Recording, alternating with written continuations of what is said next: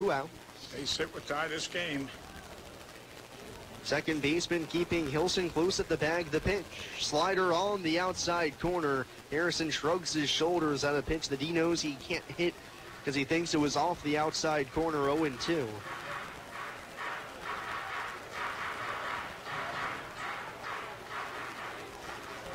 Zellner coming on with just 1 out in the inning. Struck out Long and now trying to get Harrison to end the threat. 9th man to come to the plate for the Otters this frame. The pitch. Slider just down and away. Harrison with a wise eye, and the count's 1-2 now on Harrison. What would you be calling for now, Paul, if you were the coach and you're giving the signs? I'd have to throw another breaking pitch. Okay, another breaking pitch. He's way ahead of him, and I'm not going to give him something good to hit. 1-2. Is another breaking ball, but down and away off the plate. Harrison lays off. Count now even 2-2. It's 5-4 Joliet. We've got a high-scoring affair in the bottom half of the second inning. Now this 2-2 count, 2 outs, he's going to try to nip that corner. He really doesn't want to go 3-2, and the base hit's going to might score 2. The pitch inside nearly got Harrison on the hands, but able to tuck him in just enough to avoid getting knocked on the knuckles. And the count's full 3-2. Runners will get a head start from their bases, which could prove vital with good speed at first with Cronin. A ball in the gap, even if it gets cut off, you might be able to score. 5-4 Joliet in front, bottom of the second. Zellner set, the payoff pitch. Swung on and missed, swung through a slider. Zellner comes on, picks up back-to-back strikeouts to end the frame. But the Otters are right back in this one. We go to the third. It's now Joliet 5 and Evansville 4 here on WUEV 91.5 FM. Brought to you by Krookemeyer and Kahn. Well, Paul, we want to thank the local area Pepsi Bottling Group distributors would like to wish the Evansville Otters the best of luck in today's contest. Featuring Pepsi Company products for distribution to retailers and vendors in the tri-state, the Pepsi Bottling Group has 3 tri-state locations at 901 East Diamond Avenue in Evansville, 2605 West Main Street in Marion, Illinois, and at 3081 Kentronics Drive in Owensboro. More information on Pepsi products can be found online at PepsiCo.com. Pepsi, a proud supporter of the Evansville Otters. Programming on 91.5 FM is supported in part by Manuel Ramirez State Farm Agency. Located on the corner of Green River Road and Theater Drive in Evansville, Manuel Ramirez State Farm Agency specializes in auto and home insurance and can be contacted at 812-477-8882. Also find Manuel Ramirez State Farm Agency on Facebook. Se habla español.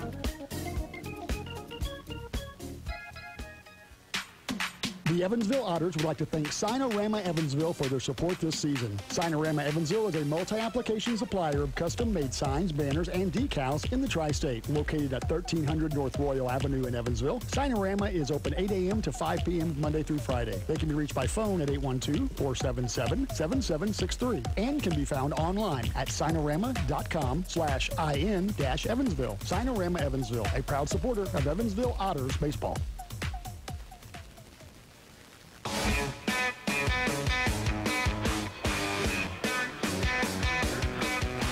We go to the top half of the third inning. Mike on a little bit too hot there. But either way, it's now Joliet 5, Evansville 4. Going to the top of the third inning. The Otters right back in this one. And Austin nicely back to work out for his third frame. Trenton Hill leads it off for the Slammers. First pitch. Fastball up and in, bends him backwards, 1-0. Well, now that we're back in the ball game, I'll tell you what, if this league starts getting in trouble, I would get someone warmed up quickly. Let's not lose this game. The 1-0. Nice curveball, but just off the outside corner. Nicely can't get the call, 2-0. Hill, left-handed batter, leading off the third inning. 2-run single his first time up. The pitch. Misses just a bit outside, 3-0.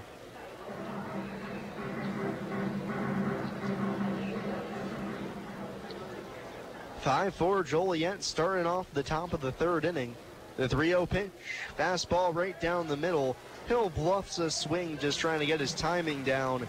Nicely gets one back, 3-1. That was a tough strikeout for Ryan Long in that last inning. I mean, you know, it was a good pitch. 3-1, big swing by Hill, but he shoots it foul, 3-2. And this is where Austin Nicely has had back-to-back tough innings to open up the ball game, some on his own accord, some of it not. But to get a shutdown inning here and keep it a one-run game going into the bottom half of the third would be huge. Payoff pitch. Roped in the air out to left center field. Pretty good carry. Long tracing back into the left center field alley. He puts it away, running on to the warning track in the gap to pull it in for the first out at the top of the third. Number 24, shortstop, Nick Cruz. I tell you, I keep repeating myself. He's not only a good third baseman, he's a pretty good outfielder as well. And looks like he was born out there, and the way he goes after those fly balls. I really hope he wasn't born out there because I don't think that that's safe. I'm not a doctor, though. Slip of the tongue. Now it's Manny Cruz, right-handed batter. Fastball just a little high and in, 1-0. Manny flew out to left his first time up as well on another nice play by Long out there. Yeah. It's 5-4 Joliet, top of the third. The 1-0. Curveball drops in at the knees. Nicely spins off a good one, 1-1.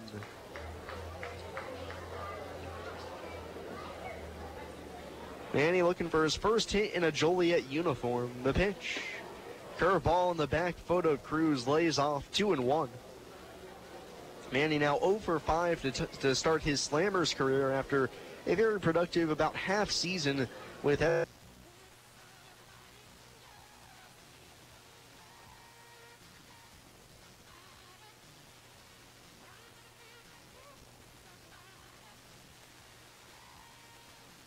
had nowhere to go but up. Yeah, that's right. 3-1 pitch. Popped in the air right side. That's going to get out of play. 3-2. Now you got to set the bar low, so then that way it's extremely easy to clear it. And you feel good about yourself. Yeah. Well, if I recall, Manny struck out quite a bit of times when he was with the Otters, so it'd be a good point for him to strike out right now. 3-2 on Cruz. 1 out, top of the third. Payoff pitch. Flown in the air, right field side, just out onto the outfield grass. Second baseman David Cronin out there, staggers his feet a little bit, but makes the catch in shallow right for the second out of the inning. Manny better watch that bat. If you notice when he popped that ball into short right field, he threw the bat back, and he could have done some damage to the Otter catcher, so he better be careful. Now with 2 away, it's Travis Bolin, bounced out to short his first time up. And nicely snaps off a first pitch curveball on the outside edge for strike 1. 2 outs, top of the third inning. It's Joliet 5, Evansville 4. 0-1 delivery. Swung on and missed, got Bolin to chase a changeup down and away. Quickly 0-2. And since striking out London Lindley to open up the game, Nicely has not recorded another strikeout. Trying for the next one here, though. The pitch. Bouncing ball up the middle. Gould ranging to his left. Bobbles it, and he can't make the play with the ball trickling towards second base with David Cronin picking it up. The second error of the game for the Otters, and that extends the third inning.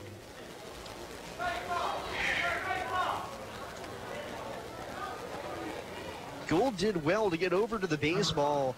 When he just tried to field it out in front of him and kind of handcuffed him, clanked off the glove, and there was no play to be had. So Bolin at first, 2 outs now for Dom Iero, who absolutely destroyed a baseball out to right his last time up.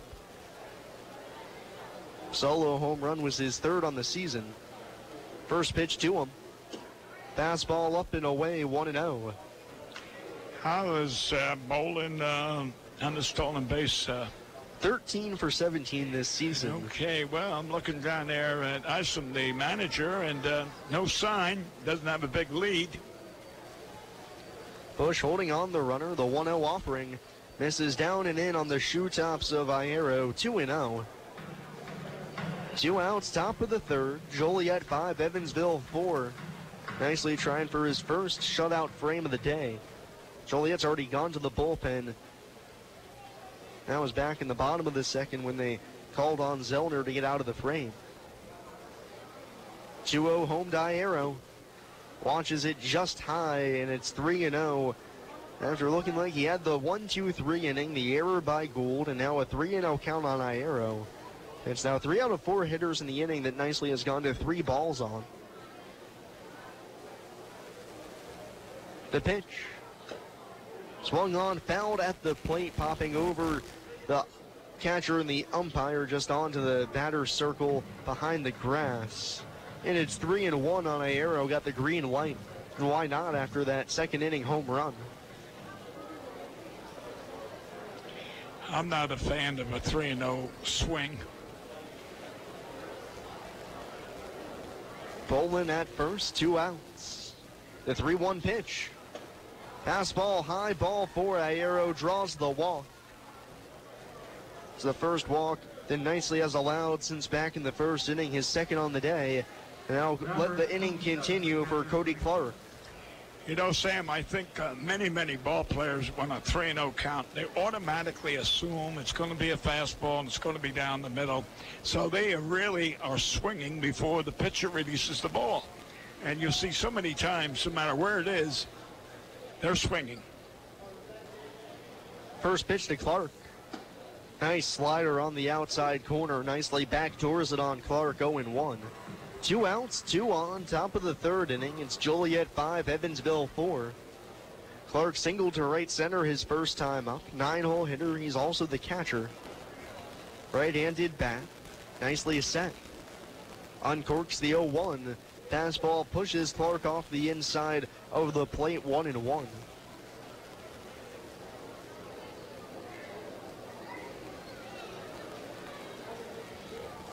Crowd is kind of quiet tonight. 1-1 pitch. Change up on the outside corner. A nice one from Nicely. Pulls the string from Clark. And it's 1-2. 1 pitch away from getting out of this third inning with no damage, keeping the Otters down by just 1 run. And outside of the first strikeout. Nicely set. Unfurls the 1-2. Just downstairs. Can't get the call. And the count's even on Clark, 2-2. 2 balls, 2 strikes, 2 outs, 2 men on. The deuces are wild. Yep. Can't beat him. That's a full house. I mean, royal flush. The pitch, fastball up and away, nearly dragging Whiting to the backstop. That's going to run the count full. Runners will get a head start from first and second with 2 away. Nicely trying to find the strike zone against Cody Clark and get out of this jam. 5-4, Joliet leading, top of the third inning. Count full on Clark, hitting just 120 this season. Nicely set. Payoff delivery. Fastball outside, ball 4. Back-to-back walks for Nicely with 2 away. The inning's going to continue. The bases are loaded, and the leadoff man, London Lindley, stepping in. Yeah, and the catcher's gone out to talk to him, which is the right thing to do. Calm him down. And like I say, you know, it don't hurt to have a pitcher warmed up. You know, you don't want to call the fire department and when the building's burning down, you know. Lindley, one of the only guys not to reach base so far in this game for Joliet. Just he and Manny Cruz have failed to reach at least once. And if you want to get technical, Travis Bolin as well after reaching on an error, but that's neither here nor there. Yeah. First pitch to Lindley. Bounced on the ground, foul, third base side. Strike 1. And the third base coach, the manager, Lyson, he also made the error. So both managers, although the scoreboard won't show it, but there's 2 errors. 0-1 on Lindley, right-handed batter. Nicely from the windup, the pitch. Hit hard on the ground to short. Gould a few steps to his right, fields it, and flips on to second for the short way out to get Nicely out of the jam and send the Slammers away scoreless in the third. We'll go to the bottom half of the third inning. It's Joliet 5 and Evansville 4 here on WUEV 91.5 FM, brought to you by Krokemeyer and Kahn. I just love this place. And I just love that ring. It's gorgeous. Where did he get it? Kirkemeyer & Kahn, of course. For the engagement ring that will have everybody talking, look no further than Kirkemeyer & Kahn. With incomparable selection, quality, and service, Kirkemeyer & Kahn is the only choice for the ring that will last a lifetime. Kirkemeyer & Kahn, your lifetime jewelers. So, everybody's talking about the ring. It's pretty great, huh? Pretty great. It's amazing. You gotta tell me, man. Where'd you get it? Kirkemeyer & Kahn, of course. For the engagement ring that will have everybody talking, look no further than Kirkemeyer & Kahn. With incomparable selection, quality, and service, Kirkemeyer & Kahn is the only choice for the ring that will last a lifetime. Kirkemeyer & Kahn, your lifetime jewelers. So let's see it. I absolutely love it. He did a fabulous job picking it out. I couldn't be happier. Well, I had a lot of help. I bet I know where it came from. Kirkemeyer & Kahn, of course. For the engagement ring that will have everybody talking, look no further than Kirkemeyer & Kahn. With incomparable selection, quality, and service, Kirkemeyer & Kahn is the only choice for the ring that will last a lifetime. Kirkemeyer & Kahn, your lifetime jewelers.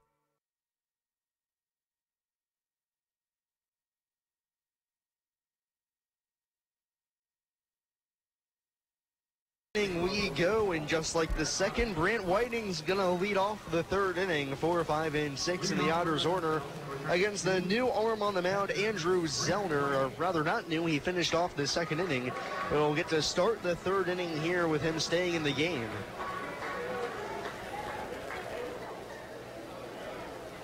First pitch from Zellner to Whiting, misses outside, 1-0.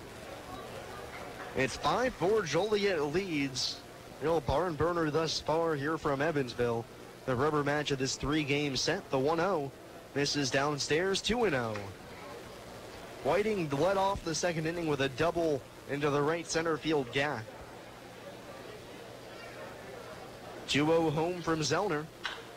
Hit in the air to right field. Right fielder Bolin takes a few steps back, now over to his right. He puts it away with ease for the first out of the inning.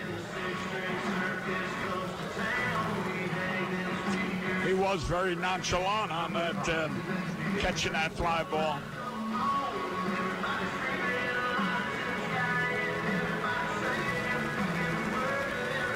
With Whiting retired, here comes Jeff Gardner. He walked his first time up, would come around to score on the error from the first baseman Hill. First pitch of the at-bat, swung on and fouled back to the screen, 0-1. Final line for Shane Bryant after Andrew Zellner came on to end the second inning. An inning in the third, 4 hits, 4 runs, 3 earns, 2 walks, and 2 punchouts. 0-1 pitch. On the outside, Black, 0-2 on Gardner. Nice pitch there from Zellner, a little cut fastball. Starting off the outside, Black working its way back to it. Zellner, right-handed thrower, Gardner, left-handed hitter. Now the 0-2. Slider in the dirt, Gardner spits on it.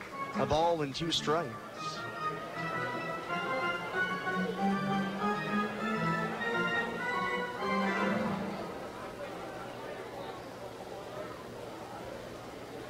One-two pitch. High and away, Gardner leaves it there, and he's worked the count back to even 2-2. 1 out, nobody on, bottom half of the third inning. It's Joliet 5, Evansville 4. Here in the rubber match of this 3-game set.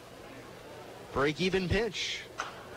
Bounced foul down the first base side. Gardner spoils a good pitch and stays alive.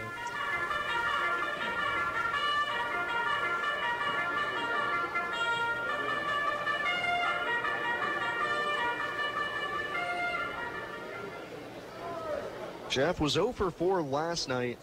2 for 3 in the game before that. Now swings at the 2-2, skies it in the air to shallow center field. Shortstop Cruz going back out, and now the left fielder Hoopy Haslam swoops in into the alley to make the catch in front of the center fielder Lindley for the second out of the inning. Today you had a trio out there: the shortstop, center fielder, and the left fielder, and left fielder made the play. It's almost the same play we saw with Hunter Cullen and Zach Wells a couple of days ago. Yes. Where Wells came over, ended up diving and missing, but that was a little bit more up the middle. That was kind of towards the left center gap. Right. First pitch to Austin Bush, cued off the end of the bat, out towards short. Cruz charging, picks it up, takes his time, and throws over to first to get Bush for the final out of the inning. The first 1-2-3 frame we've seen today. Otters set down in order. We'll go to the fourth inning. It's Joliet 5 and Evansville 4 here on WUEV 91.5 FM, brought to you by Krukemeyer and Kahn. The Tin Fish Restaurant, located at 300 West Jennings Street in Newburgh, Indiana, is a proud supporter of Evansville Otters baseball. Independently owned and operated, the Tin Fish menu features salads and sandwiches, as well as seafood platters and combos, and seafood burritos, tacos, and burgers. The Tin Fish Restaurant is open 7 days a week from 11 a.m. to 8 p.m. It can be reached by phone at 812-490-7000. The Tin Fish Restaurant. Hello, fellow ACES. As campus activities wind down, get connected and stay connected with UE through the ACES Alumni Networking Hour on Tuesday, April 24th from 12 to 1 p.m. Network all around the world with fellow ACES, exchange career tips, and build your professional network, all online from any device, no matter where you are. You will participate in one-on-one chats with other UE alumni. Each chat is saved, making it simple to look back at your history and follow up. Don't wait. Register now to attend. Injuries are inevitable. It doesn't matter if you're playing baseball, walking the dog, or falling from a ladder. Injuries happen. When they do, Tri-State Orthopedics offers treatment for sprains, strains, and fractures by medical specialists. Tri-State Orthopedics is located at 225 Cross Lake Drive in Evansville, just north of the Lloyd and I-164. Tri-State Orthopedics can be reached by phone at 812-477-1558. Its urgent care line is 812-474-OUCH. Tri-State Orthopedics, a proud supporter of Evansville Otters baseball. 91.5 WUEV Evansville. To the fourth inning we go. Just saw our first full scoreless inning of action. And now getting it started for Joliet here in the fourth is Ridge Hoopy Haslam. Austin nicely back to work. His first pitch of the frame misses just high, 1-0. Yeah, last night we had one team scoring 6 runs and the other team scoring 3. And other than that, 1-0, curveball misses down and in, 2-0 on Hoopy Haslam. Other than that, Sam, everything was 0-0-0.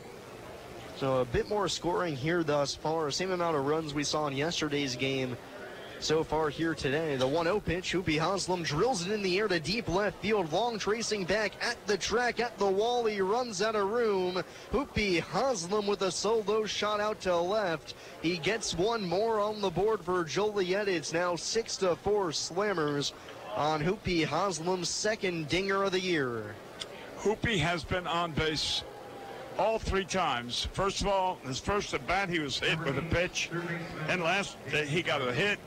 Now he blasts one off the outer signs. That was a pretty good shot. Second home run of the game for the Slammers, both of them leadoff shots. Now it's Danny Zardone, takes the first pitch down low, 1-0. It's now 6-4 Joliet, top of the fourth inning. Nobody out, nobody on for Zardone. 0 for 1 today. The pitch. Fastball called, strike one at the knees. Outside edge, 1-1. Zardone, right-handed hitter. Stands in, square stance, the pitch.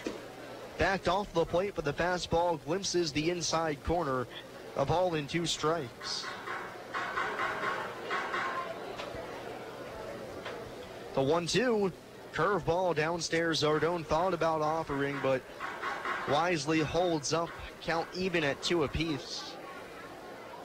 Nicely working quickly. Roxon delivers the 2-2 pitch. Bounced foul up the third base side. Zardone just throwing his bat at a changeup away. Able to hook it foul. Still 2-2. Sam, we've had 6 hits, 3 walks, 1 hit batter, and 2 errors. That's a lot of men being on base. 2-2 again. Just outside.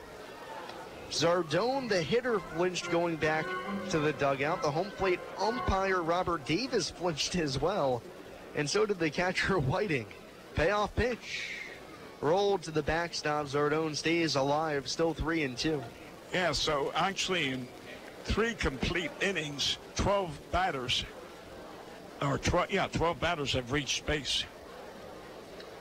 Payoff pitch again.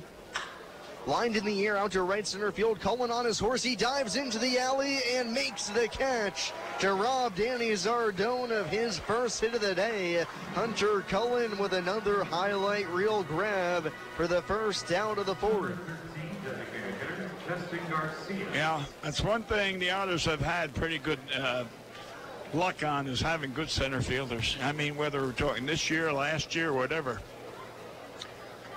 The Otters have come up with pretty good center fielders. Now it's Justin Garcia. Nicely's first delivery to him is down in the dirt, 1-0. 1 out, top of the 4th inning. It's now 6-4 Joliet on the Hoopie Haslam solo shot. And now Garcia, who's 1 for 2 today, a RBI double back in the 1st. Got the scoring started. The pitch. Again, downstairs, that one clanks off the catcher Whiting. He'll get a new pearl out there for Nicely, 2-0.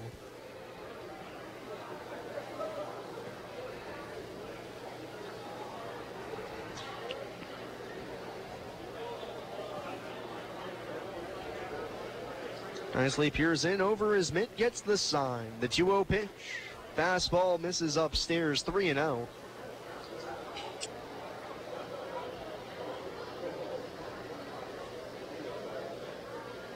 Pitch. Outside ball 4. Nicely walks Garcia on 4 pitches. 4th walk in the game issued by Nicely to this point. That puts a man aboard for Trenton Hill.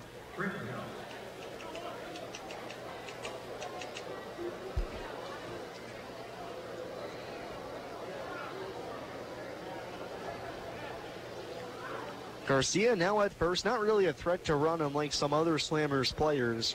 Just 2 stolen bases on the season. 1 out. Hill at the plate, he's 1 for 2. First pitch home. Curveball below the knees, 1-0.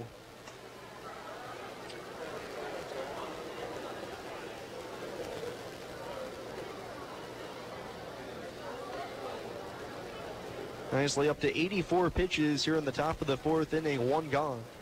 Man at first, Hill, the left-handed batter. The pitch hit high in the air to deep center field. Cullen racing back in front of the warning track. He'll gather his feet and make the catch. He'll put a charge into that one, but out into the furthest reaches of this ballpark. You really got to get a hold of one to put one out of there. Cullen tracks it down for the 2nd out of the inning. Yeah, that was between 385 and 390, right up against the old National Bank sign, and you called it when you said he put a charge into it. Runner still at first, 2 outs now. 0 for 2. Ball splits the middle, 0-1.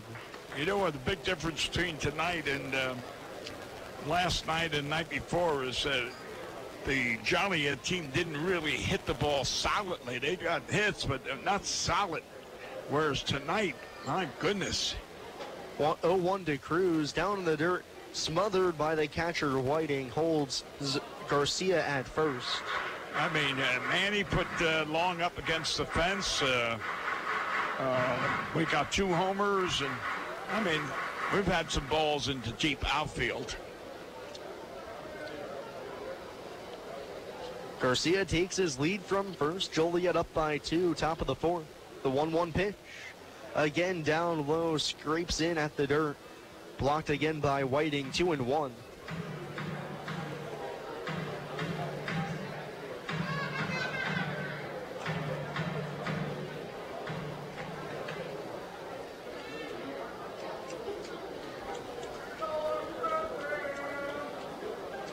Two outs, a man at first.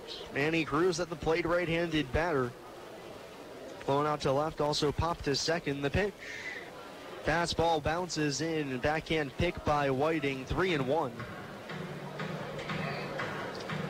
Been quite a few batters that Nicely has got 3 balls on so far in this game. That's too many.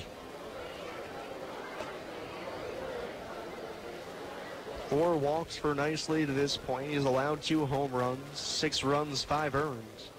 The 3-1. Outside ball 4. Cruz reaches base for the first time. That'll push Garcia up to second. And with 2 outs, that brings Travis Bolin to the plate. 23, right fielder Travis Bolin.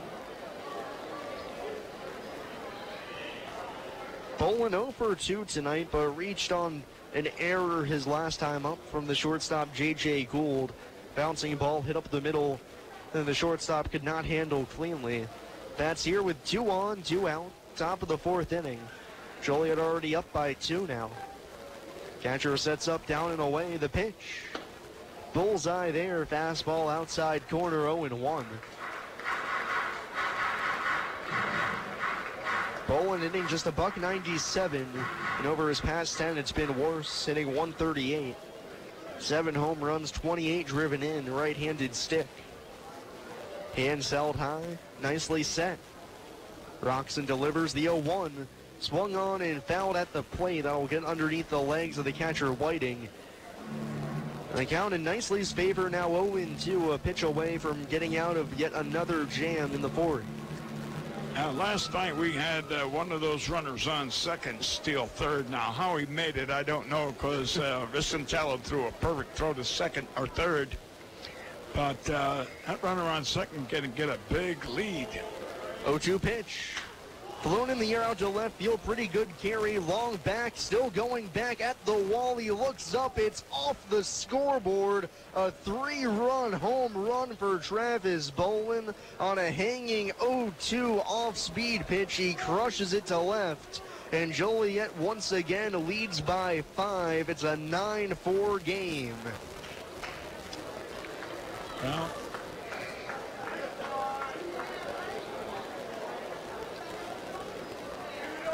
that was an absolute shot off the bat of Travis Bolin, his 8th on the season. And Joliet now leads it 9-4 here in the top of the 4th inning. We got some action in the Otters bullpen now. First pitch to Dalmaero, misses just outside, 1-0. 2 outs, bases empty here. Joliet back up by 5, 9-4. 1-0 pitch. Fastball high, 2-0. Looks like the new arm coming on down in the bullpen for Evansville. A guy signed just earlier today. That's Jake Davis, southpaw. You're not serious. I'm dead serious. Oh, my goodness. Well, every day we sign a new ball player. Well, that's what happens when you release somebody. You got to replace them. Who do we release? Sean Adler.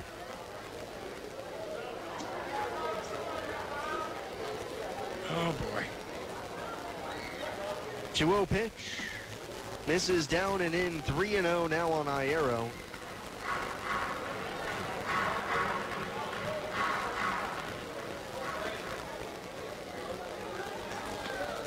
.30 pitch. High ball 4. Nicely walks Iero. That's his 3rd walk of the frame, 6th overall. Max or Andy, take a walk out to the mound. I tell you what, you're just, the poor kid out there in the mound's got an open wound, and all you're doing now is pounding salt in it. Brent Whiting out to the bump. They give Nicely a vote of confidence. Iero now at first. He's walked for the 2nd time. And now it's Cody Clark. He's 1 for 1, and Max Peterson now does come out to the mound. Jake Davis has been warming for maybe a batter and a half, and that is going to be the call to the bullpen. Austin Nicely's night is done. Jake Davis coming on for his first appearance as an Otter. We'll take a break.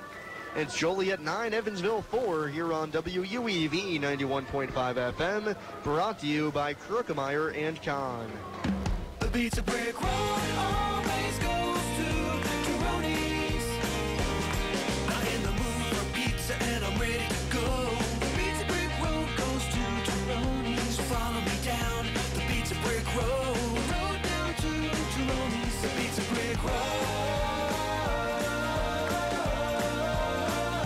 The pizza brick road always goes to Tyroni's. What cutting molding with a 12-inch dual compound miter saw, while holding a newborn baby in your arms, when face-to-face with a congregation of alligators, with the ball in your hands and the entire freaking season on the line. There are a million places you'd never consider texting, so why would you do it while driving? NASCAR driver Casey Kane here, asking you to please stop the text, and together we can stop the wrecks. Brought to you by the Ad Council and the National Highway Traffic Safety Administration. Get the message at stoptextstopwrecks.org. Hi, I'm Bill Morgan of Bill Morgan Roofing and Construction. I've built a reputation of doing quality work that will stand the test of time. We didn't get here by knocking on doors, talking gibberish, or trying to be the lowest bid. You don't like to be sold to, and that's not what we do. My philosophy is simple: treating your home like it's my own, from start to finish. For roofing, gutters, siding, give us a call at Bill Morgan Roofing and Construction. Roofing the right way. 812-499-5892 or BillMorganRoofing.com. 91.5 WUEV Evansville.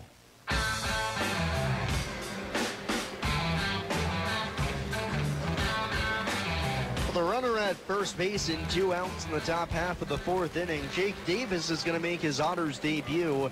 Signed earlier today. Originally from Cypress, Texas, 5'11", 195-pound softball. Played at a couple of different colleges. St. Xavier University as well.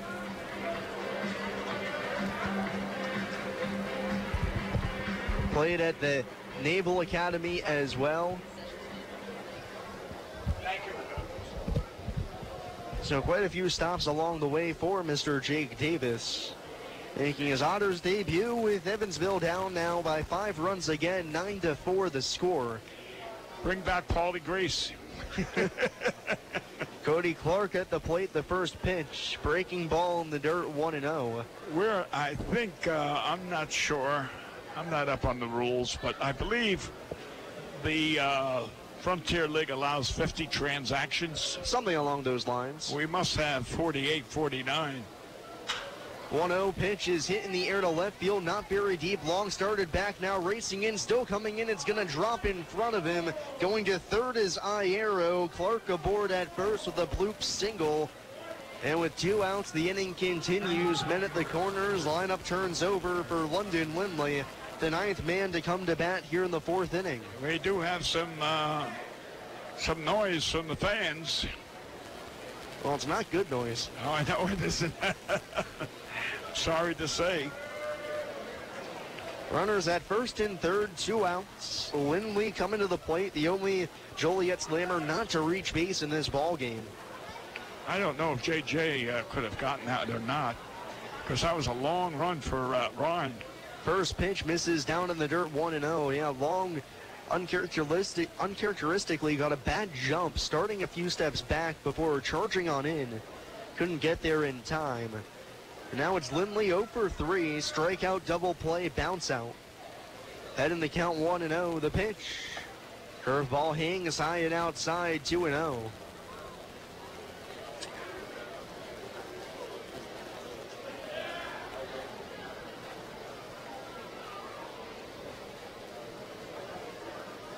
Clark at first, Iero at third, 2 outs. The pitch. Fastball on the outside corner, sizzles over the edge, 2-1. It's a 5-run game now. Joliet ahead 9-4. And it feels a whole lot steeper than that. 2-1 pitch. Fought off the hands, popped up first base side. First baseman Bush underneath of it and makes the catch for the final out of the inning. But 4 runs home for Joliet. They lead by 5. We'll go to the bottom half of the 4th. It's the Slammers 9 and Evansville 4 here on WUEV 91.5 FM, brought to you by Krukemeyer and Kahn. No matter how large. I just love this place. And I just love that ring. It's gorgeous. Where did he get it? Krukemeyer and Kahn, of course. For the engagement ring that will have everybody talking, look no further than Krukemeyer & Kahn. With incomparable selection, quality, and service, Krukemeyer & Kahn is the only choice for the ring that will last a lifetime. Krukemeyer & Kahn, your lifetime jewelers. So, everybody's talking about the ring. It's Pretty great, huh? Pretty great. It's amazing. You gotta tell me, man. Where'd you get it? Krookemeyer & Kahn, of course. For the engagement ring that will have everybody talking, look no further than Krookemeyer & Kahn. With incomparable selection, quality, and service, Krookemeyer & Kahn is the only choice for the ring that will last a lifetime. Krookemeyer & Kahn, your lifetime jewelers. So let's see it. I absolutely love it. He did a fabulous job picking it out. I couldn't be happier. Well, I had a lot of help. I bet I know where it came from. Krookemeyer & Kahn, of course. For the engagement ring that will have everybody talking, look no further than Krookemeyer & Kahn. With incomparable selection, quality, and service, Krookemeyer & Kahn is the only choice for the ring that will last a lifetime. Krookemeyer & Kahn, your lifetime jewelers.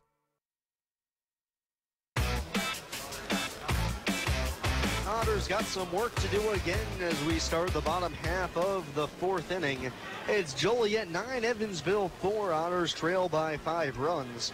J.J. Gould's going to lead off the inning for Evansville, and he's going to shoe the batting gloves and go gloveless there at the plate. 0 for 1 to start the day with a strikeout, so hoping for some new mojo. See if it can add something here for him. Was 2 for 4 last night, but hoping for some better luck here against Andrew Zellner. The first pitch lined up the end of the bat up the middle. Backhand pack by the second baseman, Arrow. Throws low to first, while a couple of hops picked by the first baseman, Hill, for the first out of the inning. Number 43. Gould done away with on one pitch, and now it's Hunter Cullen. Reached on an error that produced 2 runs and then came around to score himself back in that 4-run second inning for Evansville. Yeah, whatever happened to that Spingola? He's contemplating retirement. Gee, he just came. First pitch to Hunter Cullen, misses outside for ball 1. Yeah. You had Thomas retired, and you're, oh my goodness.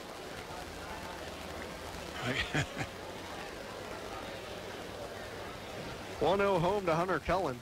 Shows bunt, drags it up the first base line. A good one. First baseman coming to it. Flip by the pitcher to first. Goes by everybody. Coleman's going for second. He's going to try for third. The throw from the right fielder there is late. Hunter Cullen with a single that he turns into a 3-base hit. It will be a single and an error. He's at third with 1 out on the bunt base hit, perfectly dragged up the line. And the crowd has really gotten into the game. That's the way it should be played. You know, we should do that more often. I mean, I've been preaching that year after year about drag bunting. Guys that got good speed, practice that. Cullen placed it perfectly up the first baseline. The first baseman Hill and the pitcher Zellner converged. Zellner fielded it, tried to glove hand flip to the bag, but nobody was there, so the ball trickled up the first base line. Now the first pitch to Taylor Hilson, tries to drop down a bunt, but it goes back to the screen for strike 1. Now, why would he want to bunt with a runner on third? Oh, boy, oh, boy. There's a runner on third. A fly ball brings in the run. A base hit brings in the run.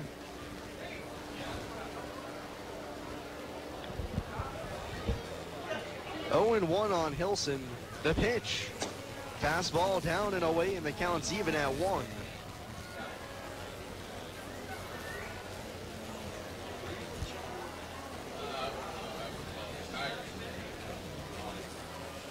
One pitch to Hilson. Down in the dirt. Nice block by Clark. Holds Cullen at third. 2 balls and 1 strike. 1 out, bottom half of the fourth inning. It's Joliet 9, Evansville 4. Otters plated 4 in the second inning, trying to mount something similar here in the fourth. Corners in for the Slammers. Middle infield back, conceding the run. 2-1 delivery. Fastball high, 3-1. Hilson walked his first time up. That was against Shane Bryant, the starter, and now it's Andrew Zellner, the reliever. Pitched a perfect third inning. Had retired 6 in a row before that bunt base hit to Cullen. Bouncer back over the mound. Cullen's going to score. Nice play by Manny Cruz in front of the second base bag. Shortstop gloves it. Flips on over to first to retire Helson for the out, but Cullen scores, and the Otters now down by 4 on the RBI ground out. 9-5 the score with Joliet on top. And you called it, and that's one of the things you always do. You admire the opposing team's good play, and Manny, as much as he's an opponent, he did make an excellent play on that. Yeah, fielding the chopper in front of the second base bag, then nice throw across his body to get the out. Yeah, that was a difficult play. Now with 2 outs, bases empty, it's David Cronin. He's had a good day, 2 for 2. First pitch to him, tries to lay down a bunt on the third base side, but it's going to roll foul for strike 1. Cronin 2 base knocks, 2 runs driven in his last time up on a single. Ironically, the last 3 batters have all attempted bunts, with Hunter being the only successful. Cronin left-handed batter, Zellner the righty on the mound, kicks and deals the 0-1. Slider down low off the glove of Clark to the backstop, 1-1.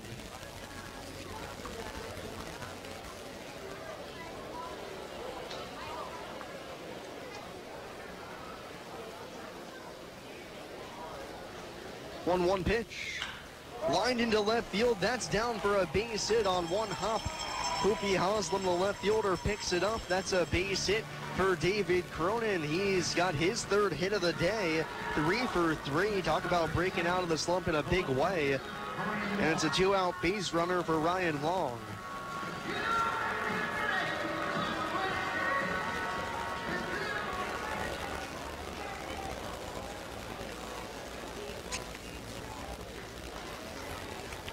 Well, if Ryan could bring one out over the fence, put us back in this ball game. First pitch to Long. Lined into center field, falling fast. That's down for a base hit. Center fielder Lindley cuts it off from the left center alley. Gets it back on in. Cronin advances to second. Back-to-back hits for the Otters. And with 2 away, they got a little rally brewing with Travis Harrison stepping up.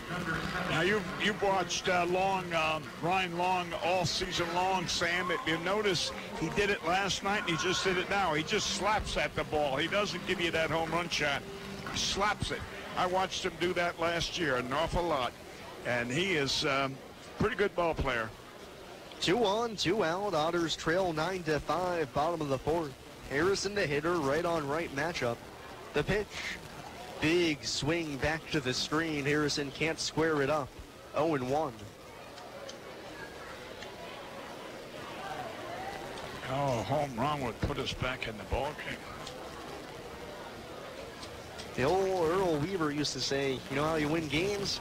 Pitching, defense, and the 3-run home run. Good old Earl. Makes it pretty easy on you. 0-1 on Harrison.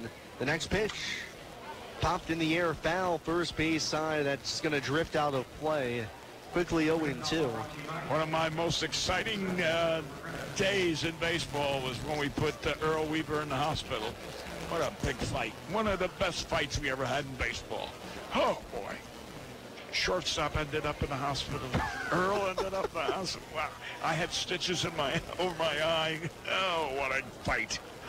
I'm not going to start this story now because we got 2 outs and 2 strikes in the inning, but we're going to get back to this, I can assure you. Time called on the field. Harrison steps out. 0-2. 2 outs, bottom half of the 4th inning. Cronin at second, Long at first. Zellner set. Brings the 0-2. Slider down and away, wrapped just off the outside edge, 1-2.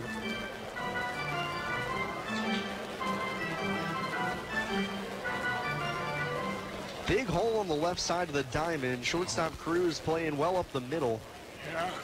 And out in left field, Hoopy Haslam's playing pretty towards the left field line, so a huge left center alley. 1-2 pitch.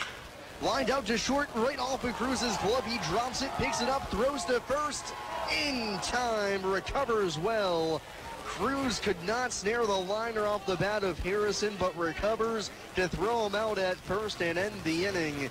We'll go to the fifth. It's Joliet 9 and Evansville 5 here on WUEV 91.5 FM, brought to you by Krookemeyer and Kahn.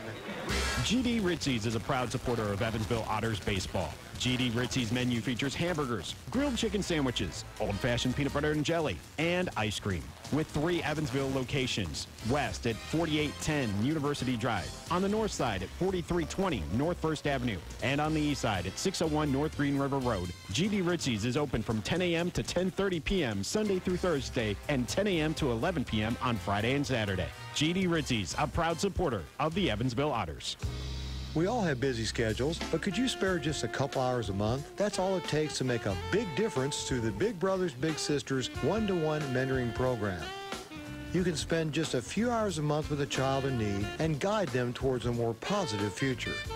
For more information on local Big Brothers Big Sisters programs, call 812-425-6076. That's 425-6076. Start making an impact today. Heritage Federal Credit Union has 7 full-service branches in both Evansville and Newburgh, serving more than 38,000 members. Membership is open to anyone who lives, works, worships, or attends school in Vanderburgh or Warwick County. Heritage Federal Credit Union offers mortgage and consumer loans, checking and savings accounts, as well as online banking for members. Heritage Federal Credit Union can be reached toll-free by phone at 1-800-858-1693. It can also be found online at hfcu.info.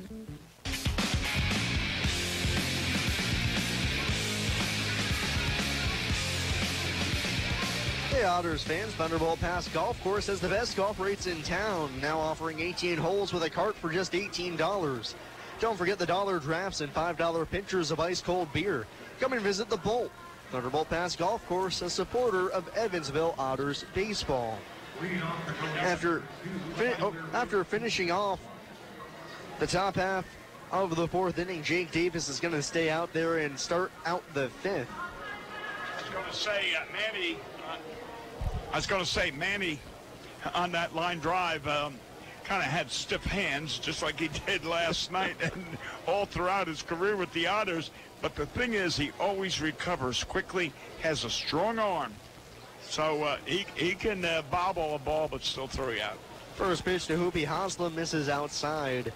Ridge led off last inning with a solo blast. The 1-0. Drilled in the air to left center field again, pretty deep. Both outfielders converging at the left center field fence. It's going to hit off the base of the wall. Center fielder Hunter Cullen over to pick it up. Gets it back on into the cutoff man. Ridge Hoopy Haslam on base for the 4th time already. 3 for 3 with 3 runs scored. And now just a triple shy of the cycle. Yeah. What would you call it if he did get the triple? With the hit batter, what would you call that? Well, if I'm not mistaken, in hockey parlance, they called it the Bobby Orr hat trick, when you would score a goal, get an assist, and also win a fight. Oh, okay. So I assume it's something similar. Okay.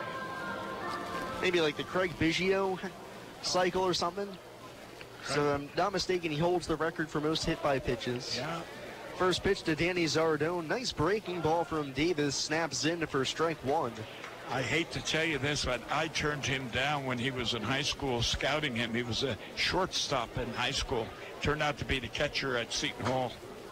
0-1 home from Davis. Breaking pitch this time down low, 1-1. Nobody out, top half of the 5th inning. It's Joliet 9, Evansville 5. Slammers have Hoopy Haslam out at second. Nobody out for Zardone, right-handed batter. The pitch. Popped foul over the screen, 1-2. Mike Piazza I turned down too, so I'll let you know. So did 29 other teams for 61 rounds. Well, he was a first baseman in high school, outside of Philly. Davis, the southpaw, comes set. His pitch. Fastball misses below the knees, 2-2. His father nearly bought the Padres, in case you're interested. Oh, really? Oh, yeah. I would have been, believe it or not, and I'm being truthful, I would have been a major league owner. 2-2. Swung on and missed. Zardone chases the curveball downstairs. That's the first out of the inning. Yeah, if Piazza's father had gotten that franchise, San Diego Padres, Tommy Lasorda was going to get a 10%. And my brother Jack was going to get 10%. And the other major league scout for the Padres was Dick Hager. He was getting 1%, and I was getting 1%. First pitch to Justin Garcia, waves and misses, breaking ball in the dirt, 0-1. Runner still out at second, 1 out now, top of the 5th. Slammers 9, Otters 5 here in the rubber match of this 3-game series. Yeah, Mrs. Croc's lawyer turned that deal down. 0-1. Another sharp breaking pitch on the outside edge. Garcia swings through it 0-2. $80 million. What a steal. Basically, any sports franchise, you have the opportunity to buy it, its value inflates a lot. 0-2 offering, fastball, called strike 3 on the outside. Black. Garcia rung up looking. Back-to-back strikeouts for Jake Davis. And after Joliet hitter London Lindley struck out to open up the game, they'd gone 3 full innings without another punch-out, and quite a few hitters as well. But now back-to-back here in the 5th, and now with 2 outs, Ubi Haslam still out at second. It's Trenton Hill to step to the plate. Hill's 1 for 3 with a 2-run single. First pitch to him. Breaking ball drops onto the inside corner, 0-1. 2 outs. Joliet leading by 4 runs, 9-5 the score. The pitch. Another big overhand bender finds the strike zone, belt high, 0-2.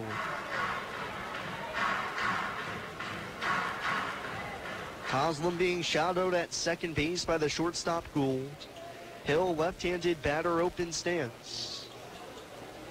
0-2 pitch. Swung on and missed, curveball in the dirt, blocked by Whiting. He tags out Hill. Jake Davis strikes out 3 in a row to end the top half of the 5th. We're halfway home. To the bottom of the 5th we go. It's Joliet 9 and Evansville 5 here on WUEV 91.5 FM. Brought to you by Krukemeyer and Kahn. I just love this place. And I just love that ring. It's gorgeous. Where did he get it? Krukemeyer and Kahn, of course.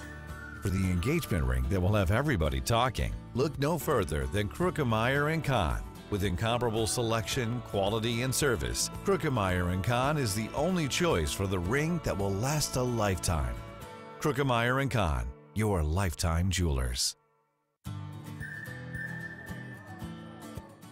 So, everybody's talking about the ring. It's pretty great, huh? Pretty great. It's amazing. You gotta tell me, man. Where'd you get it? Krukemeyer & Kahn, of course. For the engagement ring that will have everybody talking, look no further than Krukemeyer & Kahn. With incomparable selection, quality, and service, Krukemeyer & Kahn is the only choice for the ring that will last a lifetime. Krukemeyer & Kahn, your lifetime jewelers. So let's see it. I absolutely love it. He did a fabulous job picking it out. I couldn't be happier. Well, I had a lot of help. I bet I know where it came from. Krukemeyer and Kahn, of course. For the engagement ring that will have everybody talking, look no further than Krukemeyer & Kahn. With incomparable selection, quality, and service, Krukemeyer & Kahn is the only choice for the ring that will last a lifetime. Krukemeyer & Kahn, your lifetime jewelers.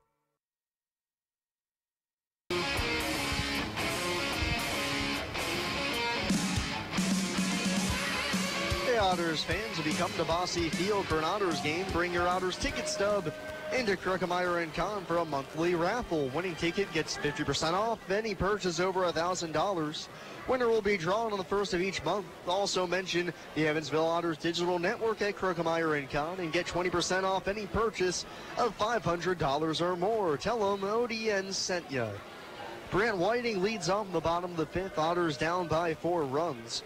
Andrew Zellner back to work, his first pitch. Breaking ball misses just a touch high on the inside edge, 1-0. Waiting left-handed hitter, 1 for 2 tonight. Swings at the 1-0 and skies it foul. Out of play, right-hand side, 1-1. You know, watching this young man bat, I would make him the DH. I'll be honest, I would keep Mike back there as the defensive catcher and let this guy be the DH. 1-1 delivery. Change-up misses down and away. Waiting not tempted, 2-1. Yeah, we don't have too many guys coming off that bench that could pitch hit. Waiting left-handed stick, the pitch. Fastball way high and outside. Waiting in a hitter's count now, 3-1. No action in the Joliet bullpen at the moment. Zellner's done yeoman's work out of the bullpen for Joliet in place of Shane Bryant. The 3-1 popped in the air, foul ground, third base side, just up the line. Catcher Clark circling under it, but it's the third baseman Zardone who comes in and makes the catch in foul territory for the first out of the inning. And I tell you what, Hunter Grant was a typical left-hander. It was low inside. He had the golf swing, and actually that would have been ball 4. 1 out now here in the inning, and it's Jeff Gardner's turn. 0 for 1, walked and scored his first time up, then flew out to left for the second out of the third. First pitch, high and outside for ball 1. Wonder why Gardner's DHing tonight. I mean, he's the best right fielder we got. 1-0 delivery. Tapped foul the plate off of Gardner's own body, 1-1. Yeah, he's probably got the best arm of anyone in the outfield.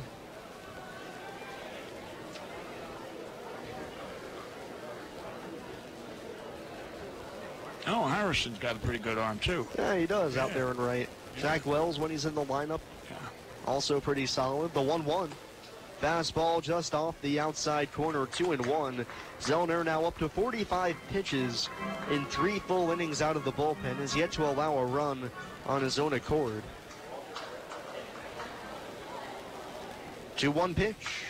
Gardner gets underneath of it, pops it in the air, first base side of the diamond, just to the right of the mound. First baseman Clark getting underneath of it, but it's the second baseman Iero who calls him off and puts it away. Back-to-back pop-ups here to start the bottom of the 5th, and there's 2 outs for Austin Bush. And both of those outs were pop flies on the same type of pitch, a breaking pitch, low inside, by the knee, uppercut swing. As I say, left-hander, for some reason they just, I guess it's like, going into a candy shop and saying, hey, take all you want, it's free. Now Austin Bush, 2 outs, bases empty. Wow. First pitch from Andrew Zellner slips out of the hand, goes all the way to the backstop, ricochets back to the catcher, just slips straight out. And that was about 3 feet high and about 6 feet outside for ball 1. You probably never heard of Ryan Doran. He was a relief pitcher for the Yankees and later with California Angels. 1-0 pitch. That one's in the strike zone. Zellner recovers after the very wild pitch, and it's 1-1 on Bush. 1 for 2 today. Ryan had glass, what they call it, milk bottle glasses, real thick. 1-1 pitch, rolled foul, first base side off the side wall, 1-2. And he would come in and pitch, and the first 1 or 2, he would throw up into the screen. And he threw like 100 miles an hour. And everybody would, oh my God. You'd get up there and you'd say, oh my goodness, he's wild. The original Wild thing. Yeah. The pitch. Lined into right field. That's a base hit. Great piece of hitting by Austin Bush. Just dropping the bat head and stroking it out onto right field for his second single of the day. Bolin, the right fielder, gets it back on in. And with 2 away, the Otters get a base runner. Still down by 4 runs, 9-5. Joliet in front in the bottom half of the 5th. The Braves, at one time back in the early 50s, had a pitcher from New York. Augie Gugas, Italian. I'll never pronounce it. Anyway, he was a little Italian. First pitch to J.J. Gould, swings away, pops it back out of play, foul for strike 1. He was probably about 5'7", lefty, and could he throw? But He actually at one time threw the ball up into the press box in Eau Claire, Wisconsin. Not ideal. Oh, he was wild. The pitch on the inside corner. Gould thought it was a hair inside. But Zellner jumps ahead 0-2. 2 outs, bottom of the fifth. The man at first. Otters trail by 4. Sam, batters would come up and say, umpire, call the strike. The pitch swung on and missed, chased the high heater, and that'll end the inning. Otters get a hit, but strand a runner.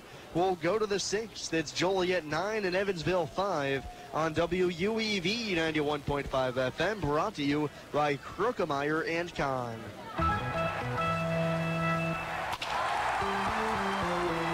Hi, this is Joe Townsend from JMT Restoration. We are proud to be a sponsor of the 2016 Frontier Champion Evansville Otters. If you ever have a mold or water restoration issue in your home or business, give us a call at 812-205-5384. JMT Restoration Service, where professional work meets affordable pricing.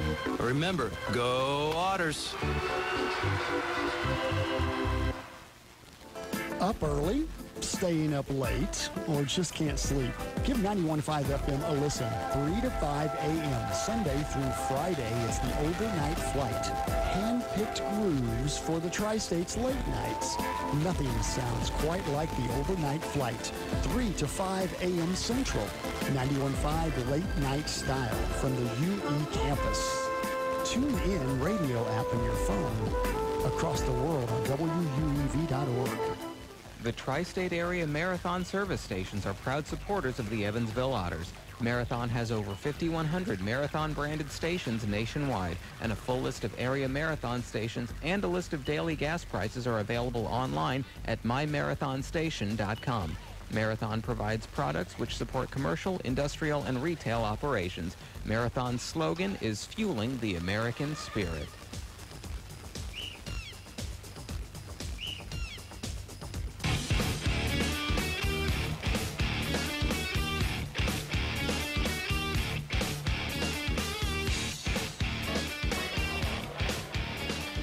To the 6th inning we go.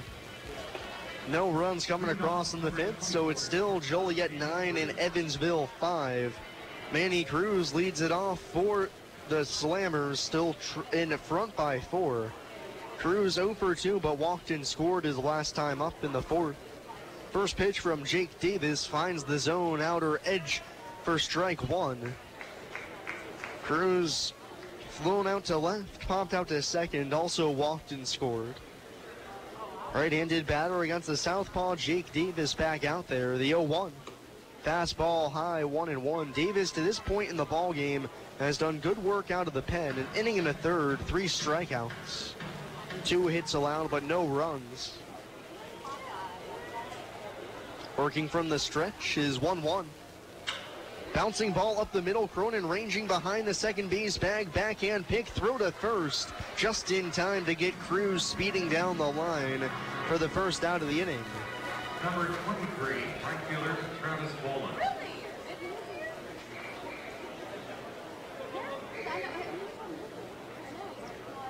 This guy's been dynamite. Come in last night to play defensive right field, but why he wasn't playing, I don't know, because he's been on base all night long. No, he hasn't. I'm sorry. Bouncing ball to third. Hilson behind the bag, gloves it, throws to first. Just a little wide, but Bush keeps a toe on the bag for the second out of the inning. 2 up, 2 down on 2 ground balls. I was going to say, Boland came into the game hitting 197. Oh, he did? Oh, okay. Sorry about that. However, Dom Iero, who came into the game hitting 161, he's 1 for 1 with a solo home run and 2 walks, been on base every time. 2 outs, the first pitch, curveball on the inner third for strike 1.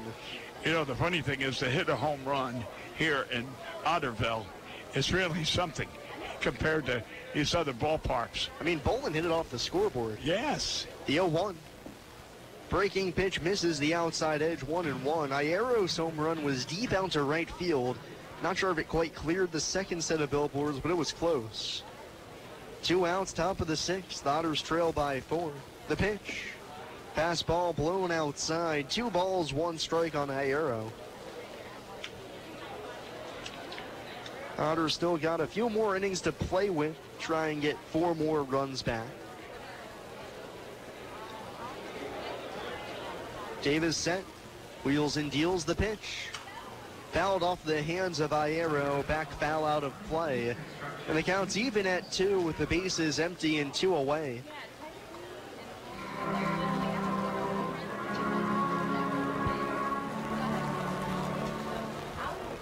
Thank you. 2-2 on Iero. The kick in the pitch. Fastball called strike 3 on the outside corner. Iero frozen for the final out of the inning. Jake Davis has now retired 6 in a row.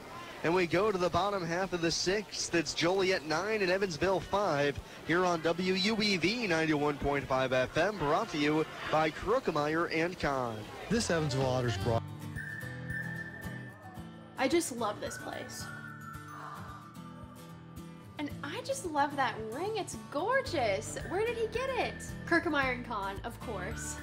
For the engagement ring that will have everybody talking, look no further than Krookemeyer and Kahn. With incomparable selection, quality, and service, Krookemeyer & Kahn is the only choice for the ring that will last a lifetime. Krookemeyer & Kahn, your lifetime jewelers. So, everybody's talking about the ring. It's pretty great, huh? Pretty great. It's amazing. You gotta tell me, man. Where'd you get it? Krookemeyer and Kahn, of course. For the engagement ring that will have everybody talking, look no further than Krookemeyer & Kahn. With incomparable selection, quality, and service, Krookemeyer & Kahn is the only choice for the ring that will last a lifetime. Krookemeyer & Kahn, your lifetime jewelers. So let's see it. I absolutely love it. He did a fabulous job picking it out. I couldn't be happier. Well, I had a lot of help. I bet I know where it came from. Krookemeyer and Kahn, of course. For the engagement ring that will have everybody talking, look no further than Krookemeyer & Kahn. With incomparable selection, quality, and service, Krookemeyer & Kahn is the only choice for the ring that will last a lifetime. Krookemeyer & Kahn, your lifetime jewelers.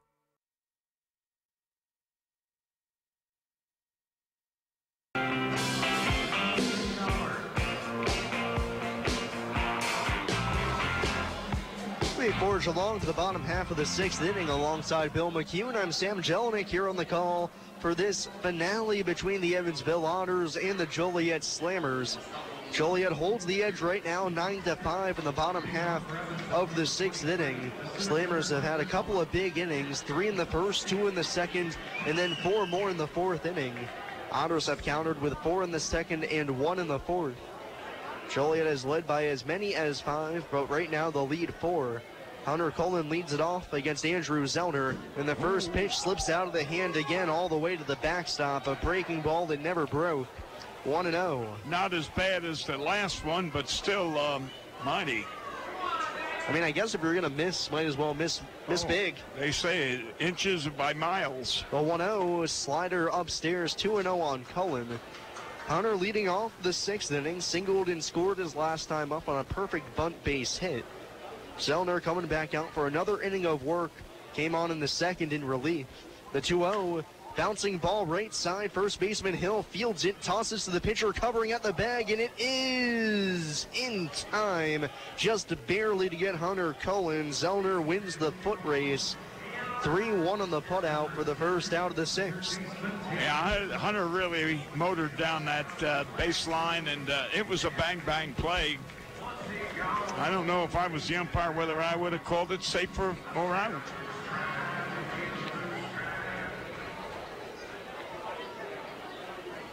Now with 1 away, Taylor Hilson strides in. 0 for 1 with an RBI ground out his last time up. 9-5, Joliet leads right here, right on right matchup. Zellner's first delivery. Fastball misses high, 1-0.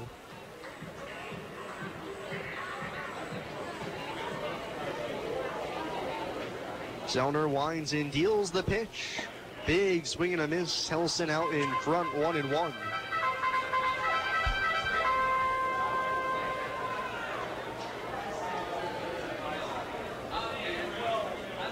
The pitch, down and away off the glove of Clark to the backstop, 2-1.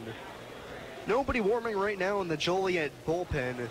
Zellner's pitch count pretty solid for how many innings he's now gone in the game, a total of 4. Now at 59 pitches. The 2-1. Down and outside, 3-1. Right-handed arm getting loose down in the bullpen for Evansville right now. The 3-1 on the outside corner for strike 2, and the count's full on Hilson. We need runners on. You can't score unless you're on base. I think Shakespeare said that in Macbeth.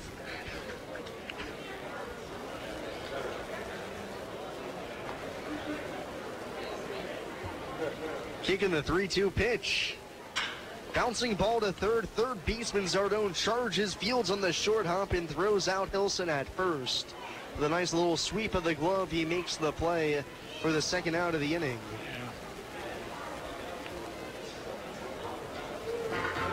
It's like a contractor's shovel. He just goes and scoops them up. Now with 2 away, here's David Cronin. He's got 3 hits today and 3 tries. All of those hits singles. Trying to make it 4 for 4 here with 2 outs in the bottom of the 6th. Garrett Harris getting loose in the Otters bullpen. We haven't had too many batters or players this year to get 4 hits. I don't think anyone's got 5 hits. First pitch. Fastball down and away for ball 1. I can tell you right now, actually, on the season, we've had 2 players with 4 hits in a game. They are, of course, Mr. Cronin at the plate and the man on deck, Ryan Long. The 1-0 to Cronin. Called strike 1 on the inside corner. A spinning breaking ball finds the edge, 1-1. 9-5 slammers, bottom half of the 6th inning. Otters down by 4. David Cronin at the plate trying to keep the 6th inning alive. Zellner winds and deals the next pitch. Fastball tails outside, 2-1.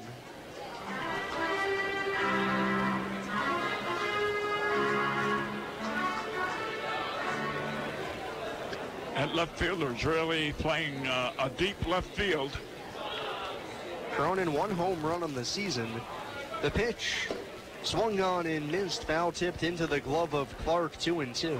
I think that home run was here at this ballpark. It was not. Oh, it wasn't? It was on the road at Gateway. Oh my goodness, that must have been a blast. Pulled down the right field line, tucked it in over the fence. Must have been 400 feet. If you ask David, I think he'd tell you that. 2-2 pitch. Curveball just outside. Tight call there, goes Cronin's way, and the count's full 3-2 for the second straight batter. 2 outs, bases empty. Otters trying to get something cooking here in the 6th.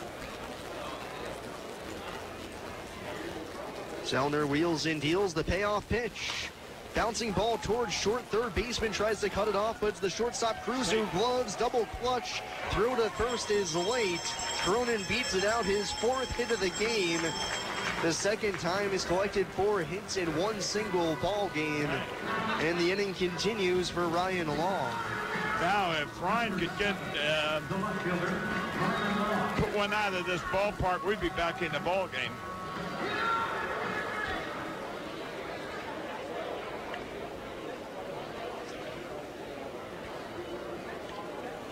I tell you what, there's no between Gardner and Harrison and Long. First pitch to Long, fastball high and outside, 1-0. That's the power of the Otters.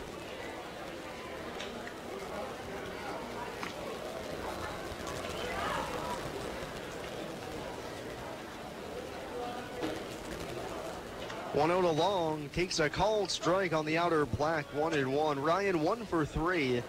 Singled into left center his last time up. That was with 2 outs and Cronin at first again. Yeah, and there's a big spot right where he hit the last one.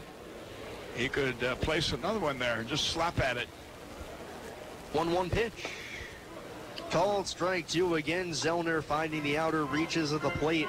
1-2. 2 outs. Cronin at first. Joliet 9, Evansville 5, bottom half of the 6th inning.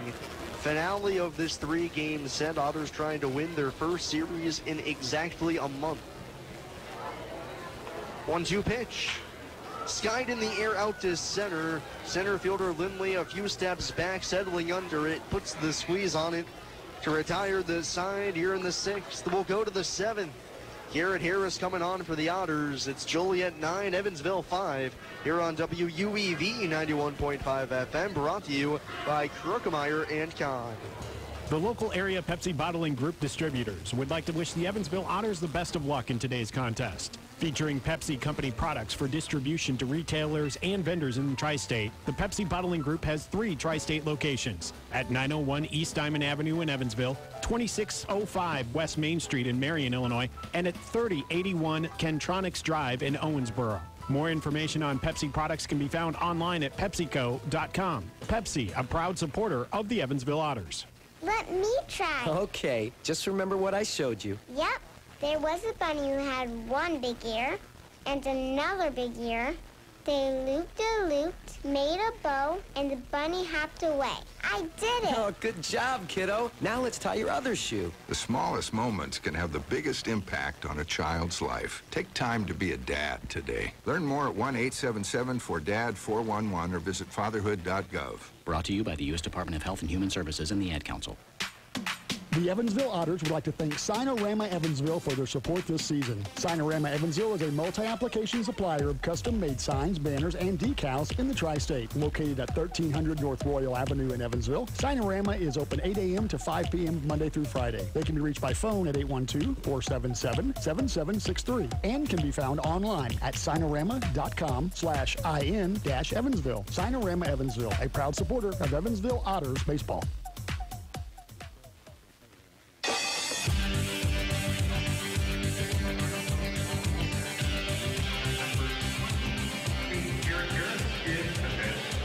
We go to the 7th inning, and Jake Davis's day out of the pen is done. A huge shout out to him, though, as he extends a scoreless streak for the Otters bullpen. They had thrown 8 1/3 innings shutout yesterday. Davis adds 2 1/3 more tonight, so make that now 10 2/3 innings for the Otters bullpen in this series without allowing a run. A phenomenal job. So Davis, the final line, 2 1/3, 2 hits, no runs, no walks, and 4 Ks, and gives way to Garrett Harris here in the 7th. He pitched 2 innings yesterday without giving up a run. No, you're right, Sam. The bullpen has really been carrying their share of the load. Unfortunately, our starters have fallen on hard times. Cody Clark leads it off against Harris, right-handed tosser, 6'3", 228, making his 23rd appearance on the season. First pitch out of the pen, a fastball zips in high, 1-0. Clark 2 for 2, 2 singles and a walk, but has actually yet to advance past first base in this one. Harris is 1-0, fastball swung on and missed. The heater gets by him, 1-1. Harris now 2 2 on the season, a 3.78 ERA, 35 2/3 innings, 41 strikeouts, 14 walks, and 28 hits allowed.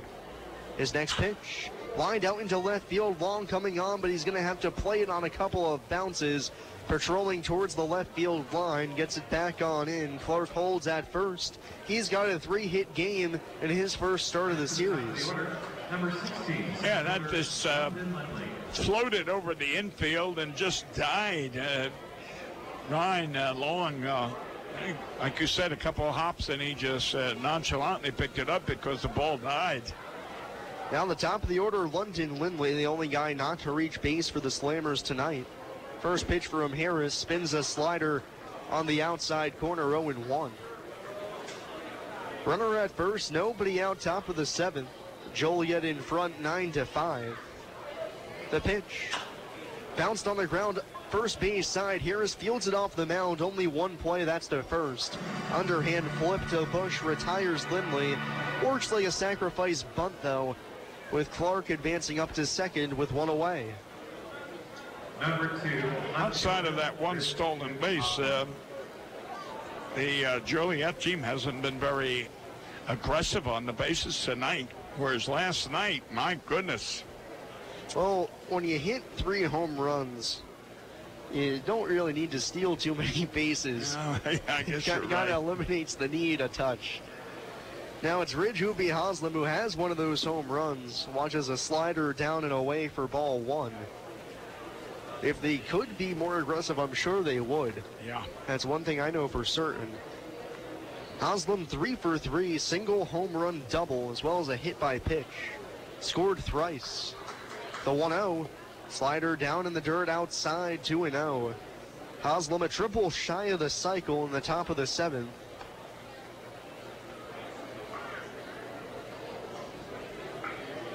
If I'm correct in my knowledge, I believe there's been one other cycle in the Frontier League this season.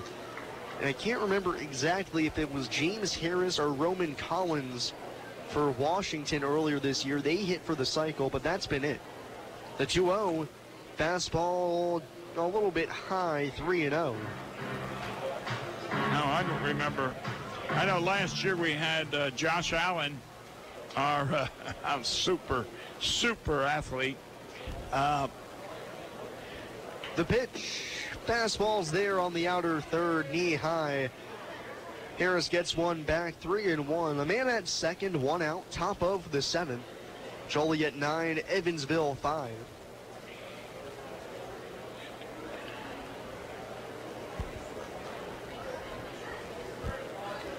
Harris checks the runner, the pitch. Fastball down and away, misses. A walk there to Haslam.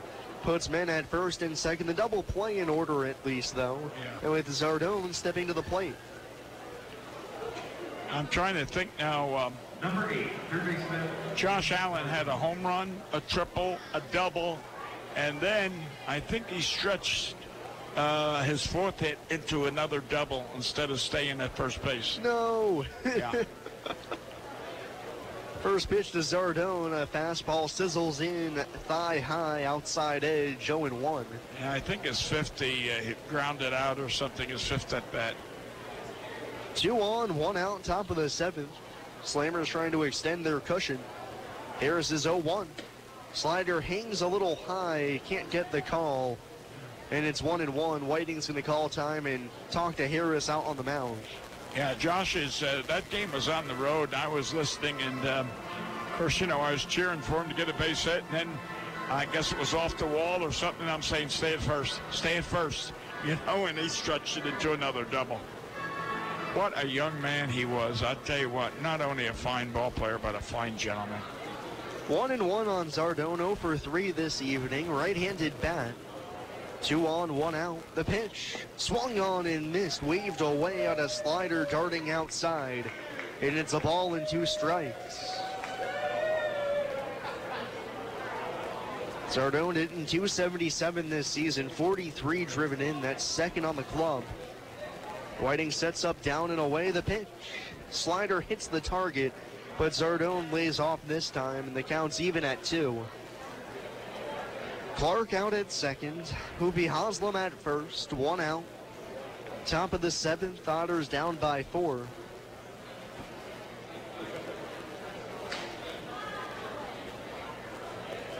Harris set. His 2-2. Hit on the ground towards the hole. Third base side. That's through for a base hit. Clark's going to stop at third. Long gets it back on in to the cutoff man, Hilson. It's a bouncing ball single for Zardone through the 5.5 slot. And the bases are loaded with 1 away for the Frontier League home run leader, Justin Garcia. The Otters have 10 hits in this game. Joliet has 11. And they got, what, 2 errors, and we have 3. Garcia had been held in check for most of this series. 1 for 3 tonight with a double. First pitch. Swings away and fouls it straight back for strike 1. Right now, just 3 for 12 on the series. Not too shabby, but no home runs. Just the 1 or 2 extra base hits, excuse me. Both of them doubles. Right. Hitting here with the sacks full, 1 out, top of the 7th. Joliet already up by 4. 0-1 offering. Placed foul left-hand side. Garcia late on the heater, and it's quickly 0-2. You know, I was saying, Sam, I had the pleasure of knowing Josh Allen, but there are so many other fine young men who have come to Evansville and played for the Otters. Outstanding young men. A real credit to their parents. 0-2 on Garcia. The pitch. Fastball just outside. Garcia thought about offering, but lays off, and the count's 1-2.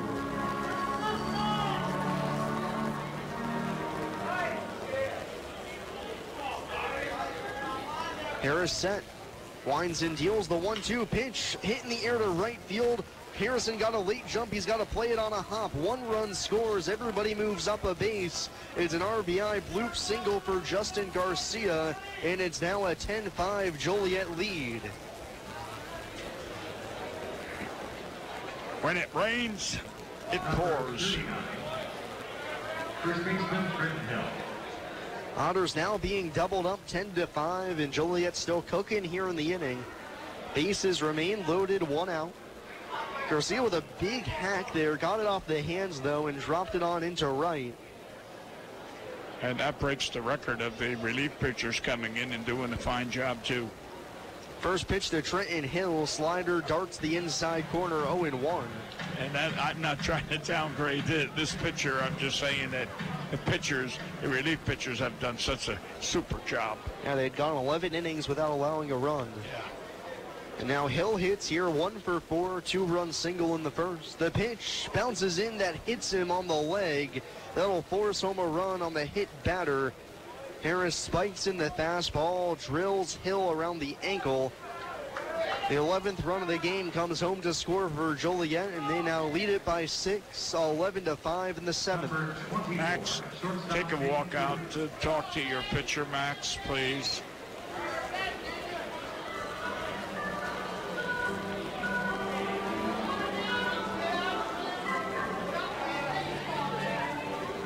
For Hill, that's his 3rd RBI on the day after that 2-run single in the first. And now with the bases still full of slammers, Manny Cruz steps in, 0 for 3 on the day, but walked in, scored in the 4th. Right-handed hitter, 1 out. Double play ball could still get the Otters out of the frame. The pitch. Fastball high and tight in on the hands of Cruz for ball 1. I'm quite sure this young man out there is, his heart is running wild inside that body. 1-0 pitch. Slider hangs inside and a little high as well, 2-0.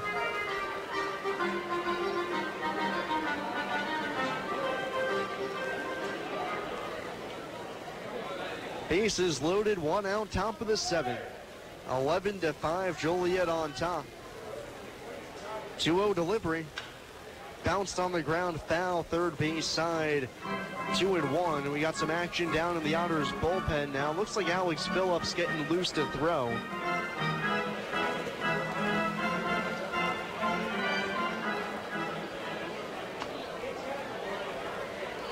Two and one on Cruz, former Otter at the plate, right-handed stick. Harris set, slide steps home, the 2-1. The fastball yanked down and away just above the dirt. And Cruz in control of the count, 3-1. With nowhere to put him, bases drunk, 1 out. 2 home in the inning already for Joliet, really trying to blow this one open. The 3-1, again topped foul, third base side. And the count's full, 3-2 on Cruz.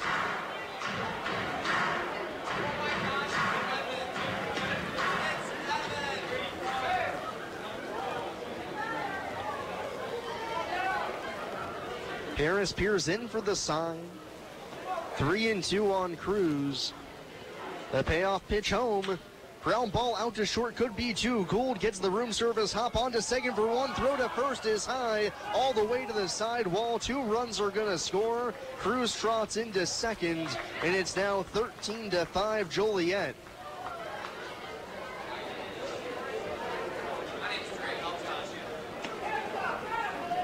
Seems everything's going wrong for the Otters tonight. That's what, the 4th error. Won't go down as an error, actually, because that was the tail end of a double play. You can't assume an out at first. But with the runner coming home to score, I'm not sure how that gets changed. I'm going to say it's an error. Yes, he might have been safe, but he ends up on second base.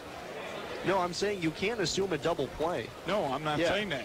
But, I mean, he's the runner is on second base, and 1 runner scored. First pitch to the next hitter, Travis Bolin. Fastball down and away, 1-0. The runner scoring is the error. Again, we'll have to wait for the official ruling. Bolin hitting here. It's now 13-5. Joliet, top of the 7th. The 1-0. Big swing and a miss. The heater blows by Bolin, 1-1. All right, let's say the runner was safe at first. The ball wasn't there in time, but then the runner wouldn't have scored either. Very true.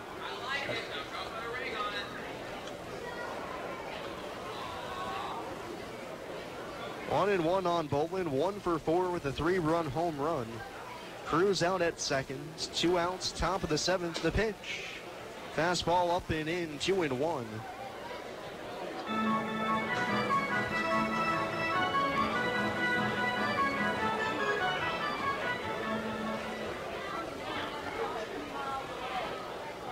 Harris from the set, right on right matchup.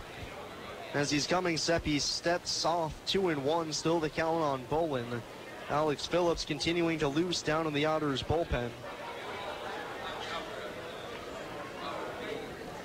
2-1 pitch. Fastball called strike 2 on the outside edge. 2-2 on Bolin.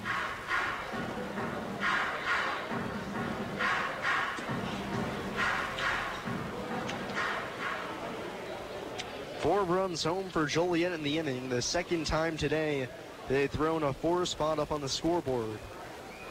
The pitch. Bouncing ball up the first base line. That's a foul. Foul ball. And the inning's going to continue. Bolin gets new life, still 2-2. I thought that was fair ball myself. But our angle up here is misleading, put it that way. Count stays 2-2 on Bolin. 2 outs, Cruz out at second, 13-5, Joliet in front. Break-even pitch again, swung on and missed. The slider gets Bolin swinging to end the frame. And we'll go to the bottom half of the 7th, time to stretch. It's Joliet 13 at Evansville 5 on WUEV 91.5 FM, brought to you by Krukemeyer and Kahn. I just love this place. And I just love that ring. It's gorgeous. Where did he get it? Krukemeyer and Kahn, of course. For the engagement ring that will have everybody talking, look no further than Krukemeyer & Kahn. With incomparable selection, quality, and service, Krukemeyer & Kahn is the only choice for the ring that will last a lifetime. Krukemeyer & Kahn, your lifetime jewelers. So, everybody's talking about the ring. It's pretty great, huh? Pretty great. It's amazing. You gotta tell me, man. Where'd you get it? Krukemeyer and Kahn, of course. For the engagement ring that will have everybody talking, look no further than Krukemeyer & Kahn. With incomparable selection, quality, and service, Krukemeyer & Kahn is the only choice for the ring that will last a lifetime. Krukemeyer & Kahn, your lifetime jewelers. So let's see it. I absolutely love it. He did a fabulous job picking it out. I couldn't be happier. Well, I had a lot of help. I bet I know where it came from. Krukemeyer and Kahn, of course. For the engagement ring that will have everybody talking, look no further than Krookemeyer & Kahn. With incomparable selection, quality, and service, Krookemeyer & Kahn is the only choice for the ring that will last a lifetime. Krookemeyer & Kahn, your lifetime jewelers.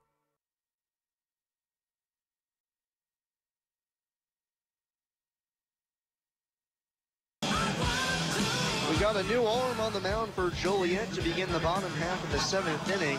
It's going to be Keegan Long to come on here and try and hold the fort down, with Joliet leading by a score of 13-5 here in the bottom half of the 7th inning. So that means that the previous pitcher who had come in out of the pen, Andrew Zellner, is done.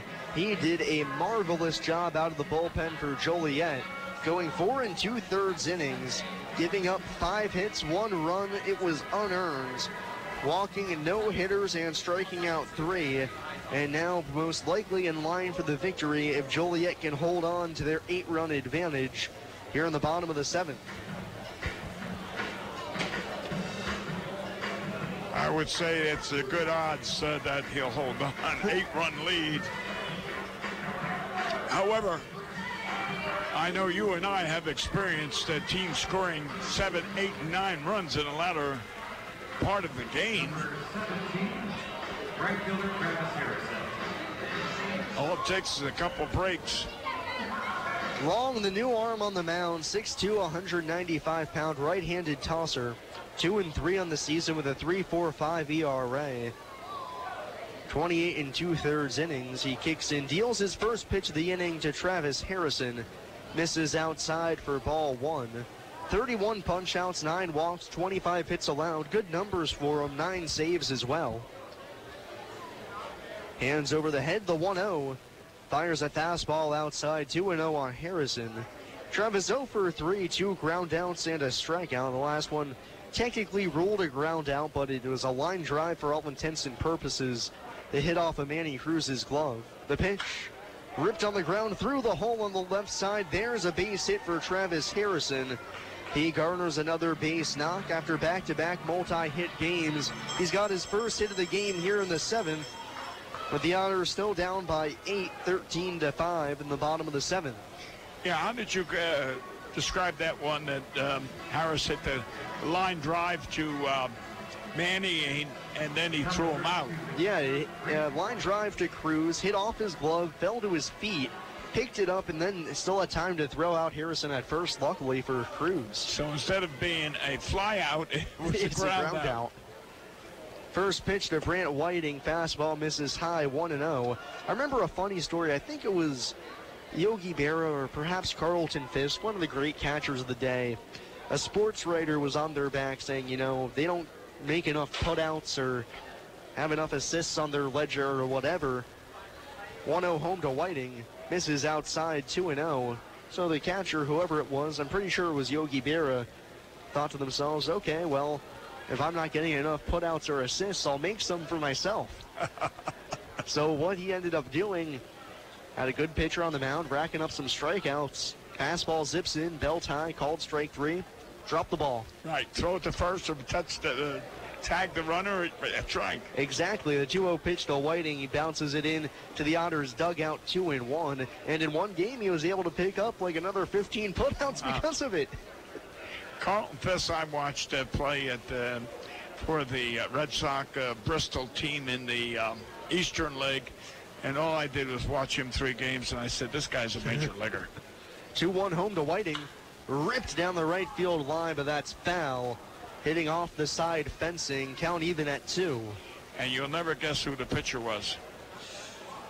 Who was pitching to him? Yeah. So Red Sox in that day. Roger Clemens. Okay. I was going to go maybe Louis Tion or something like that. Roger Clemens. That's a pretty good arm. Yeah, I'll say. Yeah, what a night that was. The 2-2 swung on and missed. Whiting chases downstairs. First punch out of the pen for Keegan Long, and there's 1 out in the 7th. Joliet 13, Evansville 5. Finale of this series, looking like Joliet's going to win this one here in Evansville to even the season series at 3 games apiece. Runner at first, now Jeff Gardner stepping in, 0 for 2 tonight. walked and scored back in the second. You know, one of Roger Clemens' sons currently going through the minor league system right now. Oh, is that right? First pitch to Gardner, takes a called strike at the knees, 0-1. Yeah, Cody Clemens making his way up. Craig Biggio's son at AAA for the Toronto Blue Jays. Oh, really? Kevin Biggio. Playing alongside Vladimir Guerrero Jr. and Bo Bichette, son of Dante Bichette. The 0-1 pitch. Fastball finds the outside corner. Gardner takes 0-2. Well, it's always nice to have a father as a former major leaguer that helps you progress through the system. Harrison at first, 1 out. Otters trail by 8, bottom half of the 7th. Long set, the pitch rolled on the ground by the first baseman Hill and on into right field. Harrison advances as far as second with Bowman charging in. The right fielder tosses it back to the middle of the diamond. It's a base knock for Gardner, his first of the day. C&I single by the glove of the first baseman Hill, and the Otters got 2 aboard with 1 out for Austin Bush in the 7th.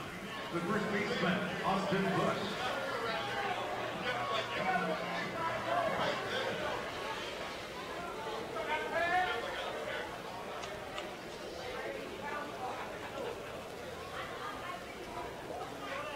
Bush 2 for 3, his first multi-hit game as an Otter, 2 singles. Also bounced out to short. First pitch home. Fastball zips in at the knees in her third, 0-1. Bush with good power could all of a sudden make this game very interesting if he can run into one. Otters trailing by 8 here in the bottom of the 7th. Have 2 on with 1 out. Keegan Long, the second reliever of the day for Joliet. His pitch popped in the air behind home plate, right up the elevator shaft. Catcher Clark off with the mask. He tries to catch it. It bangs off his glove. Can't put it away, just beyond the right-handed batter's box. That'll go down as an error on Clark. The at-bat continues for Austin Bush. Now down in the count, 0-2. I tell you what, he did everything right. He lined himself up, threw the mask away, and got in the perfect position, and I don't know, just hit it off the heel of the glove or something, and it bounced. It didn't drop, it bounced. Yeah, had everything right but the final step. Yes. It's like baking a cake, getting everything ready, and then, whoops, you set the oven to 700 degrees instead of 350. The 0-2 pitch. Again popped up, foul ground, third base side, long run for the third baseman Zardone. He's underneath of it, and this time he puts the squeeze on it on the warning track to retire Bush for the second out of the inning. Now, what's the umpire going over there for? What's the umpire? I have no idea what that was about. I don't either. Unless because the runner on second was attempting to possibly go to third, and unless he fell, hurt himself. But nobody from the dugout ran out. Yeah, I didn't see anything. Either way, the out is recorded. Yeah, well, we're blocked out with that Don Mattingly sign that's in front of us.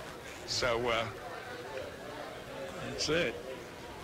2 outs, still 2 on for Evansville, and now J.J. Gould steps in, 0 for 3. Right-handed stick, long set, the leg kick, the pitch. Fastball runs in on the hands of Gould, misses for ball 1. Joliet 13 runs in this ball game. That's coming on the heels of 12 hits and 2 errors. For the Otters, 5 runs, 11 hits, and 4 errors. 1-0 pitch. Fastball on the outside corner, evens the count on Gould, 1-1. Harrison out at second, Gardner at first, 2 away. Otters trailing by 8 in the bottom of the 7th. Once the sun rises tomorrow, the Otters will start a new 3-game set against another Eastern Divisional foe, the Schaumburg Boomers. The 1-1, spiked out in front of the plate, but smothered by Clark, keeps it in front, 2-1. That'll wrap it up for the Otters portion of the schedule in terms of Eastern Division opponents. From then on out, it's the West only, which will make the final 3 weeks of the season very interesting, with 5 teams, including the Otters, all packed within 3 games of first place. 2-1 on Gould. The pitch. Fastball yanked outside. 3-1 on deck. Hunter Cullen, he's got a hit today in 3 tries. Well, you go back in the history of the Otters, 2006, the year that we won the Frontier League. I believe we had 48 or 49 wins. We didn't have 50. But we were fortunate to get hot in the playoffs. The 3-1 swung on, drilled in the air down the right field line. Right fielder Bolin chasing over it into the corner. He reaches out and makes the catch, traversing onto the warning track. A nice running play by Bolin robs J.J. Gould of a potential extra base hit. And the inning is over. We go to the 8th. It's Joliet 13 and Evansville 5 on WUEV 91.5 FM, brought to you by Krugemeyer and Kahn. Since 1994, Slay's Restoration has been assisting tri-state residents clean up and restore their properties after disasters of all kinds. Located at 2121 Cotter Avenue in Evansville, Slay's Restoration offers assistance for water damage, fire and smoke damage, mold and biohazard mitigation, complete reconstruction, and much more. Slay's Restoration can be reached toll-free 24 hours a day at 1-888-776-8555. It can also be found online at slaysrestoration.com. The Tri-State Alliance LGBT Youth Group meets every Saturday at 7 p.m. at the Tri-State Alliance office at 501 John Street, Suite 5 in Evansville. The meeting is open to LGBT students under 21 and their supportive friends. More information? Call 812-480-0204 or email Wally Painter at AOL.com. SRG Global, a Guardian company, would like to wish the Evansville Otters the best of luck in today's contest. Founded in 1932, SRG Global is one of the world's largest manufacturers of chrome-plated plastic parts for the automotive, commercial truck, and household appliance industry. Located locally at 601 North Congress Avenue in Evansville, SRG Global can be found online at srgglobal.com. They can also be reached in Evansville by phone at 812-477-6151.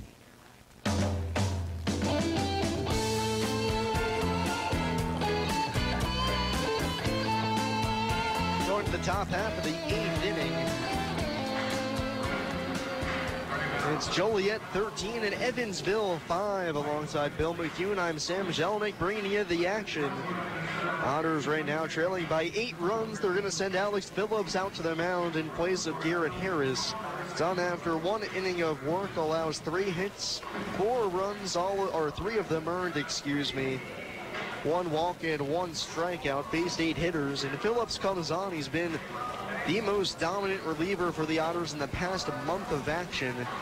This will be his 7th appearance, 10 innings, 17 strikeouts, just 2 walks and 6 hits allowed with a 2.70 ERA. He hasn't allowed a run in nearly 2 weeks. And we have a new catcher.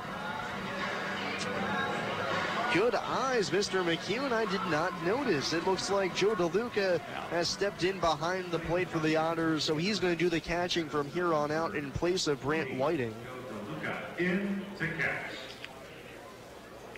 DeLuca back behind the plate now, and leading it off for Joliet is Dom Iero.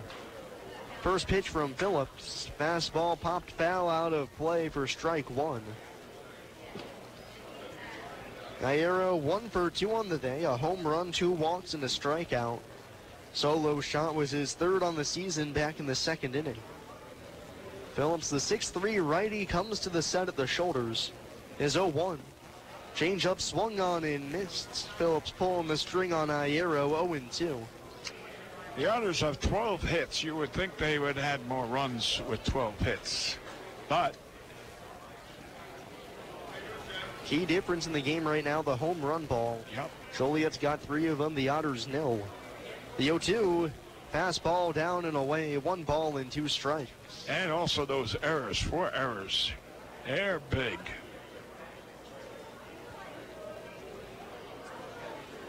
Arrow leading off the top of the 8th inning. Left-handed batter calls time in the box.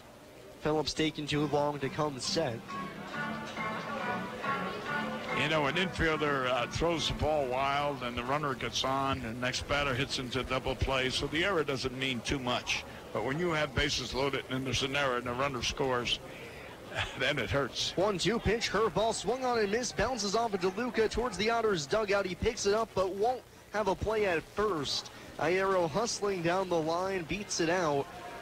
On the drop third strike, he reaches base for the 4th time tonight.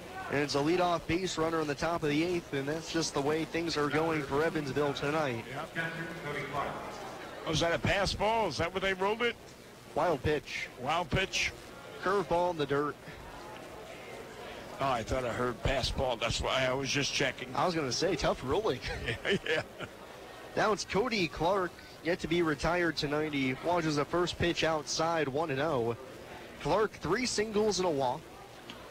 Got a arrow at first. Nobody out top of the 8th. Joliet on top, 13-5. Phillips, 1-0 pitch. Leaves it upstairs, 2-0.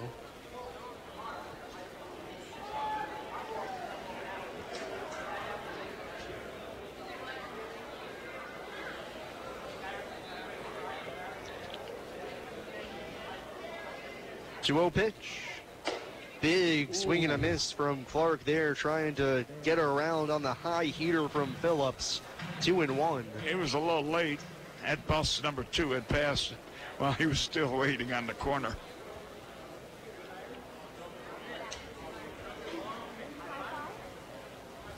Pitch. Same pitch, same result. Phillips blows smoke by Clark, and the count's even at 2. That was the 58 bus.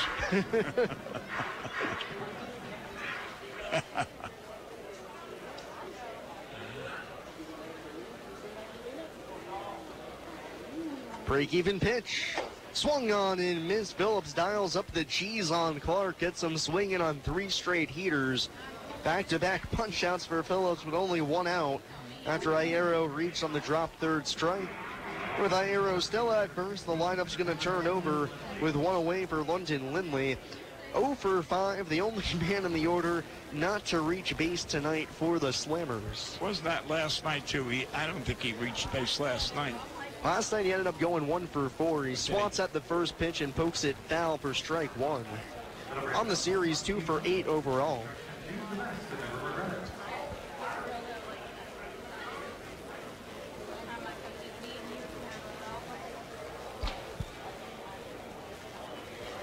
The 0-1. Fastball just inside, misses off the inside corner, 1-1. This guy here has got pretty good stuff. Well, I shouldn't say stuff. All he's been doing is throwing fastballs, but they're pretty good, good velocity on that pitch. Lindley, right-handed batter, the pitch.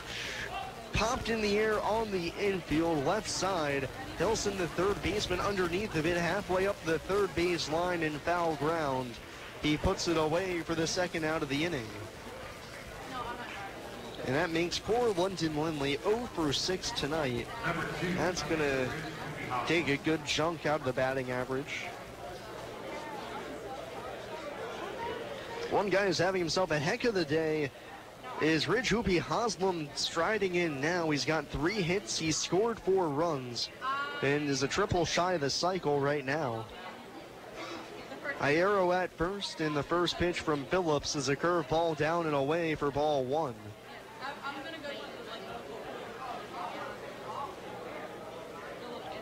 Well, he's got good speed. If he gets it over Hunter's head there in center field, he could get to triple.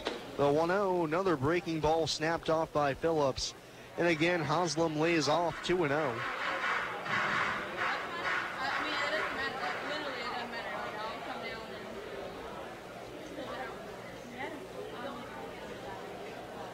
Pitch. Head off speed, finds the inside corner. Haslam takes 2-1. 2 outs, top of the 8th inning. 13-5, Joliet in front. Here in the finale of this 3-game set, also the rubber match. Phillips set.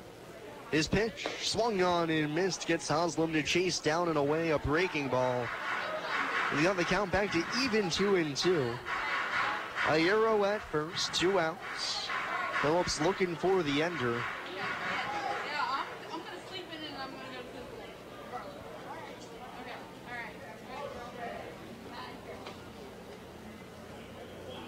The pitch.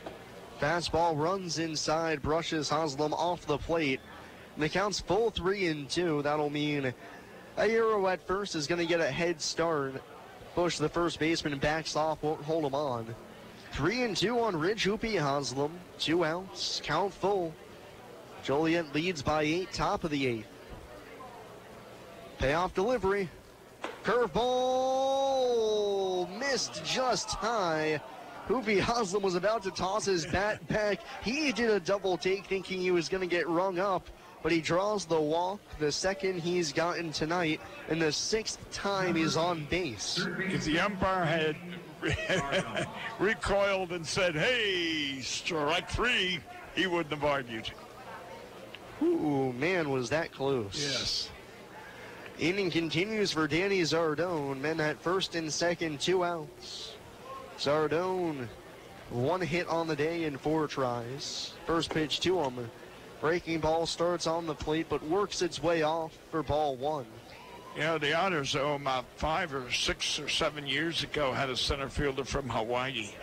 Had a pretty good range out there, but what was 1-0 on the outside corner, 1-1. What was so amazing, he was probably about 5'6" or something, but he had tremendous power. And he was built like, I can't recall. The 1-1 fastball way upstairs. DeLuca has to stab for it in order to grab it and keep it in front, 2-1. Okay, so we got the name was Joe Spears. So there goes. That Zane Codfather, the PA announcer. 2-1 pitch, just upstairs at the belt. DeLuca got the ball stuck in his hand and ended up rolling back to the mound. Gets it done all the same. Zane's probably the best PA announcer in the Frontier League, and probably one of the most intelligent.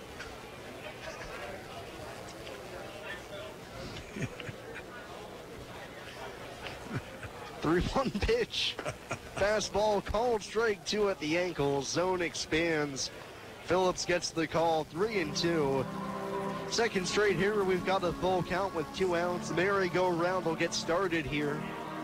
Zardone at the plate, 2 outs, top of the 8th inning, 13-5, Slammers lead.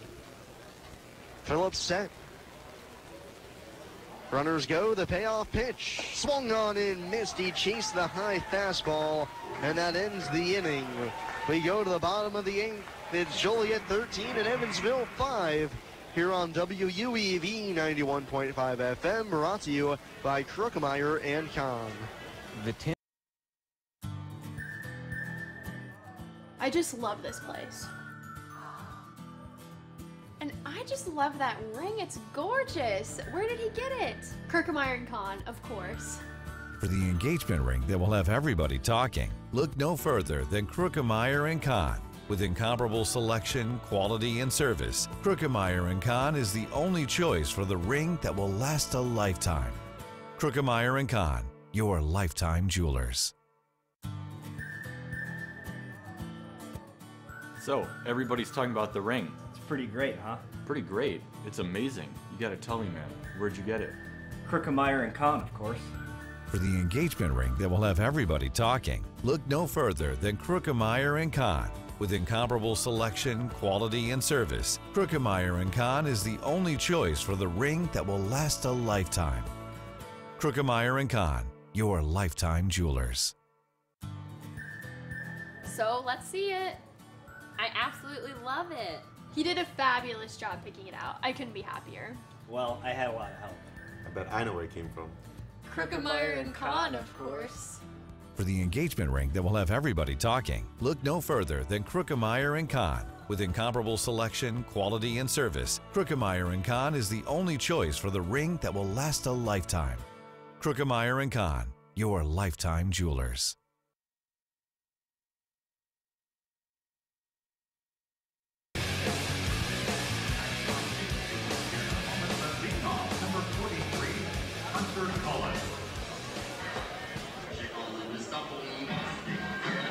We go to the bottom half of the 8th inning. It's Joliet 13, Evansville 5. And leading things off for the Otters is Hunter Cullen.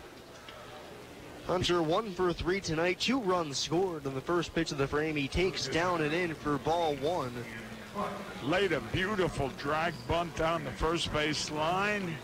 With his great speed, the ball got by the first baseman, and he ended up on third. The 1-0. Cullen takes a heater on the inside corner, 1-1. Skylar Janice, the new arm on for the Slammers. Another right-handed tosser. We saw him earlier in this series. Janice is 1-1. Fastball misses outside, 2 balls and a strike. I guess the manager's just using each one to give them a little action. That's it. Janice, right-handed tosser on the mound, hands over his head, the 2-1. Cullen swings and drives in the air to deep right field. Bowman going back at the track in front of the wall. He'll settle up and make the catch for the first out of the inning. And when that right fielder caught that ball right in front of the marathon sign, which is probably about 340, unbelievable. Hunter was about 2 or 3 steps from second base. That's what you call hustle. Janice able to get the first out of the frame. Pitched in the first game of the series, throwing 2 innings, giving up 2 runs in the eventual Otters 7-1 victory. 0-1 on the year with a 5.20 ERA. 6'4", 200 pounds. Oh, it's a far cry from the first game against the Joliet to what we've seen last night and tonight. First pitch to Taylor Hilson. Fastball, letter high, called strike 1. 1 out, bottom of the 8th. The 0-1. Fastball way upstairs, count even at 1. It's Joliet 13, Evansville 5. Looking like the Slammers going to take 2 out of 3 here from Evansville after dropping the first game of the series. The 1-1. That one's there on the outside corner. Fades back to the edge, 1-2.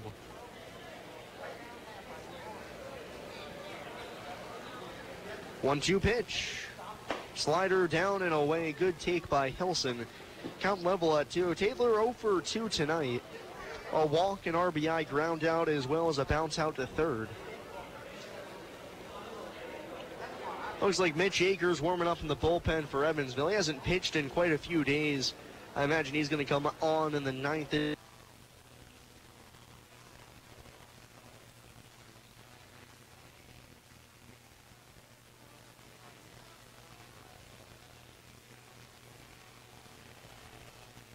Sigo, did he change numbers on his payoff pitch? Fastball high. Hilson draws his second walk of the day. 1 out base runner here in the 8th. Yes, he did change his number. Yeah, he's 33. Today he's got 3. Yes, I believe that's because a new member of the squad, might be Bush, might be somebody else, needed the number because 33 being a higher number is also a larger jersey size. Oh, okay. Okay. Lineup turns over here for David Cronin. 4 for 4, 4 singles. No Otter has gotten a 5-hit game today, so maybe he can do that here. The first pitch. Fastball misses down and in, 1-0. Well, it'd be something if that'd be one accomplishment tonight if he could get 5 hits. It wouldn't be a total loss. Hilson at first, 1 out. The pitch. Again, fastball sinks 2 downstairs, 2-0. I believe Shakespeare once said there's no such thing as moral victories. I know Sister Loretta back in my high school used to say it all the time. 2-0 pitch. Fastball yanked underneath the zone, 3-0. And we'd lose a basketball game, and next assembly she'd say, oh, it was a moral victory anyway. Sister Loretta. The 3-0 pitch. Fastball there on the inner third, 3-1.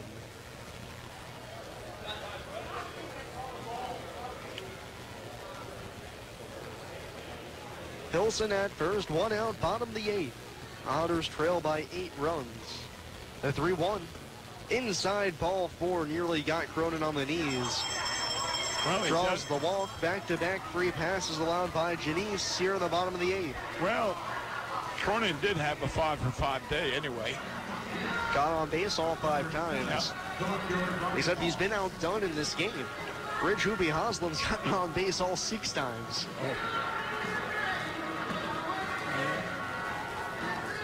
And with 1 away now, it's Ryan Long's turn to hit. He's 1 for 4.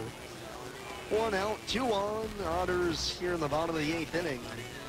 First pitch home. Fastball misses down low again. Janice suddenly having control issues here, and Jeff Isom is going to call time and go out and talk to him out on the mound. How many times have you seen a manager run out there? And it must be something very important, a run out.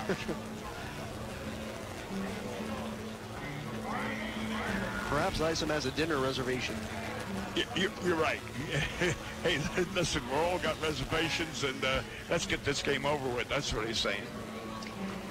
You know, Bob Coleman was the manager of the Braves, and we'd end up playing Evansville here. We were going on the road, say to Cedar Rapids or something, and he'd make arrangements somewhere we'd stop and all have steak dinners. The 1-0. Fastball misses inside. Janice again can't find the zone. And it's 2-0. Hilson at second, he walked. Cronin at first, he also drew a free pass. 1 out, bottom of the 8th. Otters down by 8. The pitch. Fastball misses above the belt, and it's 3-0. An arm's loosening up for Joliet down in the bullpen. The leash can't be too much longer on Skylar Janice. Here it comes. Right down the middle, called strike 1, 3-1. Yeah, Sam, playing here in Evansville for Bob Coleman with the Braves, one of the greatest things that could happen to any Brave ball player. The pitch.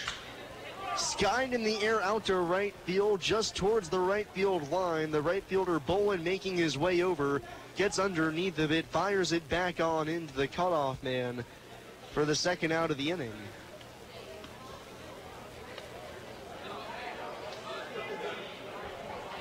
Now, how many times do you see that left fielder backing up third base on the throw? No less, down by, or winning by 8 runs right now. It's the little things. That's right. With two away now, it's Travis Harrison. 1 for 4 this evening. A single his last time up. He's got the first pitch coming, and it's high for ball 1. Travis has got back-to-back 2-hit games in the first 2 games of this series. So we're trying to keep that little streak going.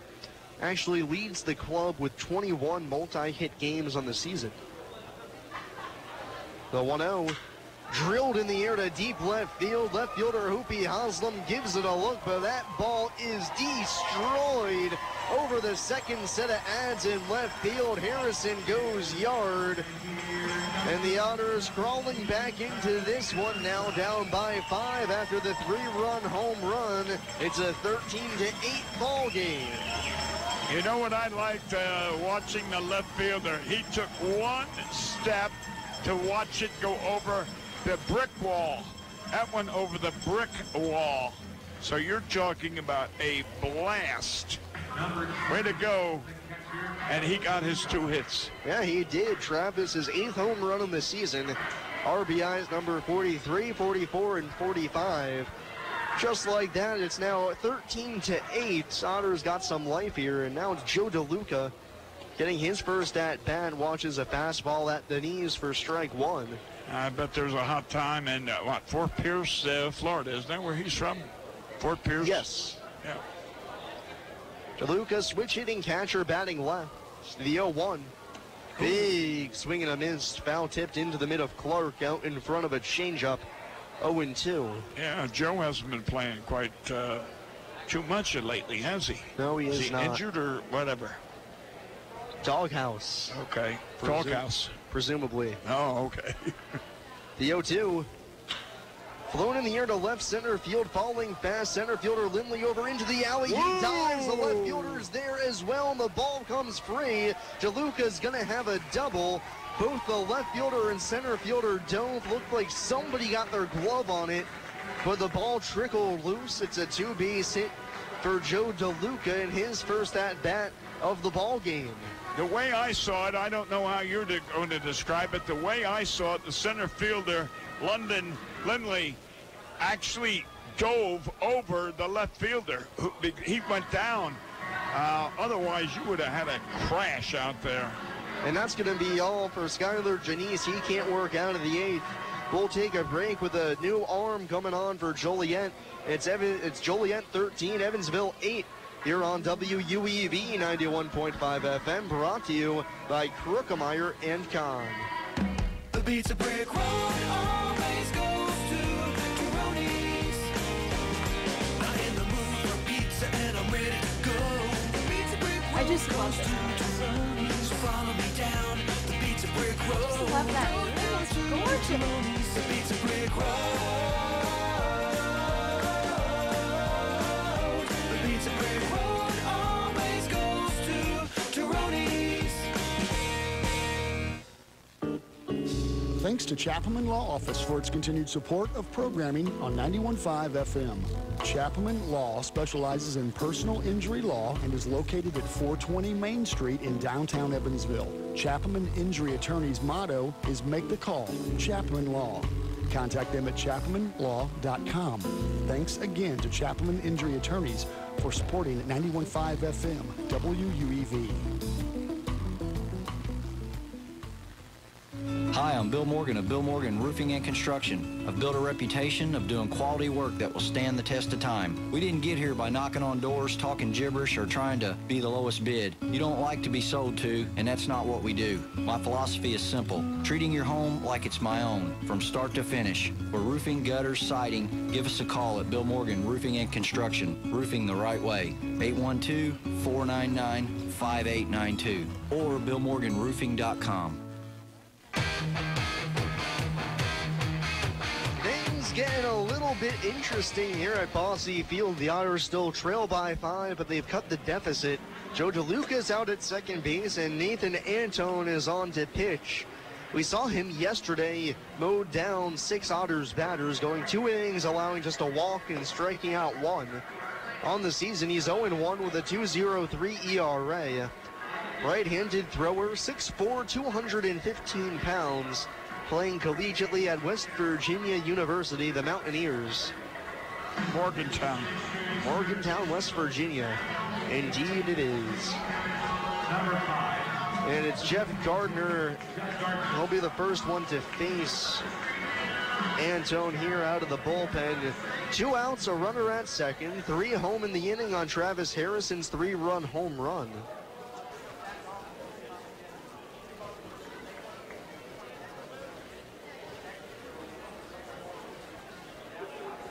Gardner faced Antone yesterday, hit into a fielder's choice. So he's got one good look at him. Right on left matchup, the first pitch. Fouled back to the screen. Gardner just late on the fastball.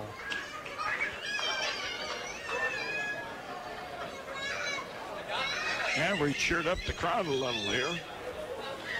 Put a little excitement. I don't know, I do hear somebody crying. Cheers for joy, perhaps. Antone set the 0-1. Fouled off again by Gardner underneath of it, 0-2. And we got 2 fastballs. Let's see what he gets this time.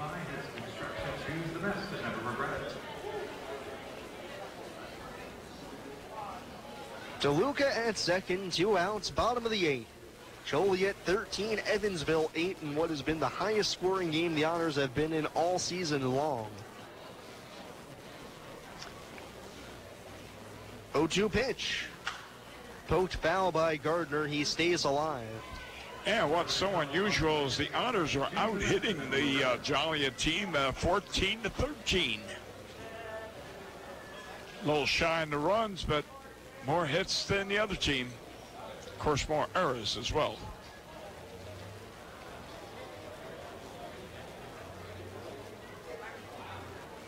Evansville looking to just string together some hits here in the 8th. The 0-2. Cued off the end of the bat towards third. Third baseman Zardone up with it to his left. He gloves and throws to first in time to get Gardner. And Antone ends the 8th inning, but the Otters trying to claw back. Down by just 5 as we go to the 9th. It's Joliet 13 and Evansville 8 here on WUEV 91.5 FM, brought to you by Krukemeyer and Kahn. GD Ritzy's is a proud supporter of Evansville Otters baseball. GD Ritzy's menu features hamburgers, grilled chicken sandwiches, old-fashioned peanut butter and jelly, and ice cream.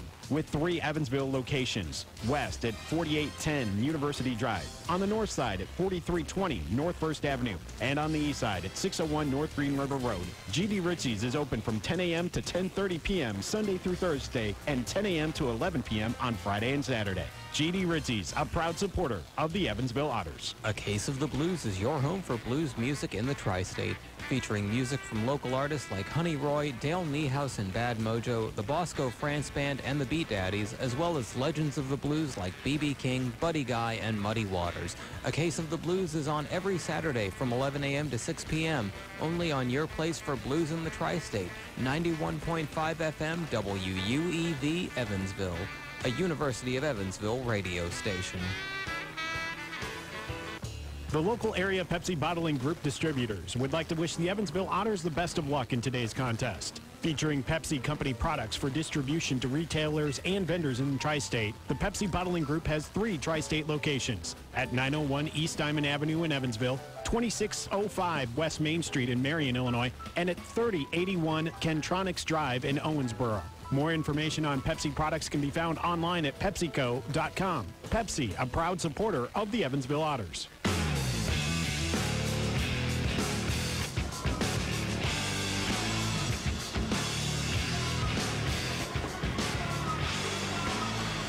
We go to the top half of the 9th inning. Otters making their way back into this game with an inning left to play. And Mitch Akers going to come on out to pitch the 9th inning, with Joliet still leading Evansville now by a 13-8 score. It's been a while since Mitch worked in a ball game. Now is back in the Otters' victory at River City in the opener of that series back on the 28th. So nearly a week has passed for Mitch since his last outing. On the year, he's 1-4 with a 3.32 ERA, 17 saves and 18 tries, 24 punch-outs and 24 1/3 innings. For the 6'2", 195-pound fireballer, throwing with that special right arm of his. 4, 5, and 6 in the Joliet order. Justin Garcia to get it going. Evansville trying to hold serve here and find a nice 5-run or 6-run inning in the bottom half of the 9th to make a comeback.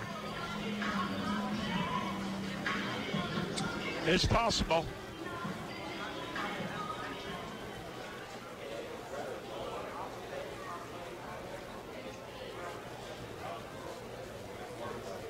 Anchor working from the full windup to Garcia. Here it comes.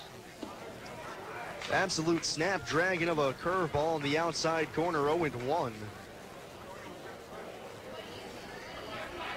Top half of the 9th, 13-8 Joliet. Garcia at the plate, he's driven in 2 tonight. 2 for 4. The 0-1. Fouled off the hands, back off the facade of the roof. Lambers back up the left field line. 0-2. Got an RBI his last time at bat. Yep, 2 on the day. RBI double and an RBI single. Garcia, big left-handed bat. 19 home runs in the season. Seen a flurry of long balls tonight, 4 in total. 0-2 pitch. Change up, down and away. Garcia with a great take, 1-2.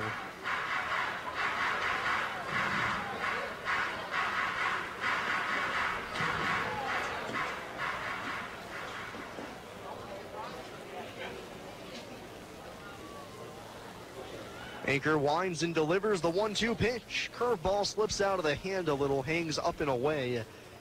Garcia takes 2-2. We still have a lot of loyal fans still here, Sam, waiting for the final out. Still, they believe in the Otters. 2-2 pitch, ripped on the ground, foul towards the Otters bullpen, sending Matt Chavarria scampering from his seat. Now Joe DeLuca is going to go out and talk with Mitch Aker about where they want to go next with this pitch to the dangerous Justin Garcia, leading off the top half of the 9th inning.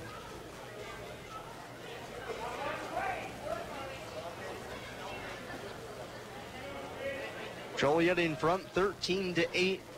Finale rubber match of the 3-game set. Aker gets his sign. Uncorks the 2-2. Curveball, called strike 3 on the outside corner, and Garcia can't believe it. Goes into a squat, does a 360 spin, and lets Robert Jones behind the plate know all about it, or Robert Davis, excuse me, behind the plate know all about it. Garcia has still got words for the umpire. And the umpire never looked around. And with 1 out, that brings up Trenton Hill. 1 out, top of the 9th inning, Otters down by 5.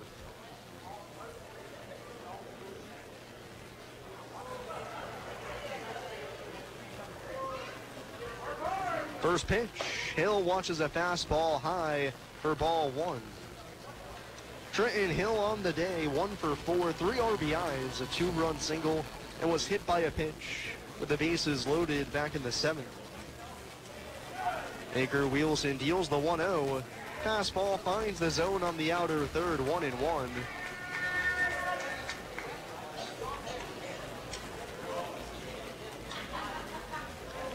Well, who's the Otters got coming up in the 9th? 1-1 home from Aker. Little liner off the end of the bat. That's going to dunk into right center field. Right fielder Harrison cuts it off in the alley to get it back on in. It's a base knock for Trenton Hill, his 2nd of the day.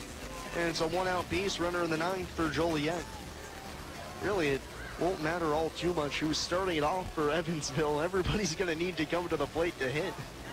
Yeah, I know, but I'm trying to Number 24, shortstop Danny Cruz. trying to look at if you're going to need a pinch hitter or whatever, who we got and who's on the bench to be able. You need someone's going to put the ball in play. Well, 1 out now. Here's Manny Cruz. Watches the first pitch in the dirt off the glove of DeLuca to the backstop. Hill's going to be able to take second easily. And with 1 out, he'll be in scoring position.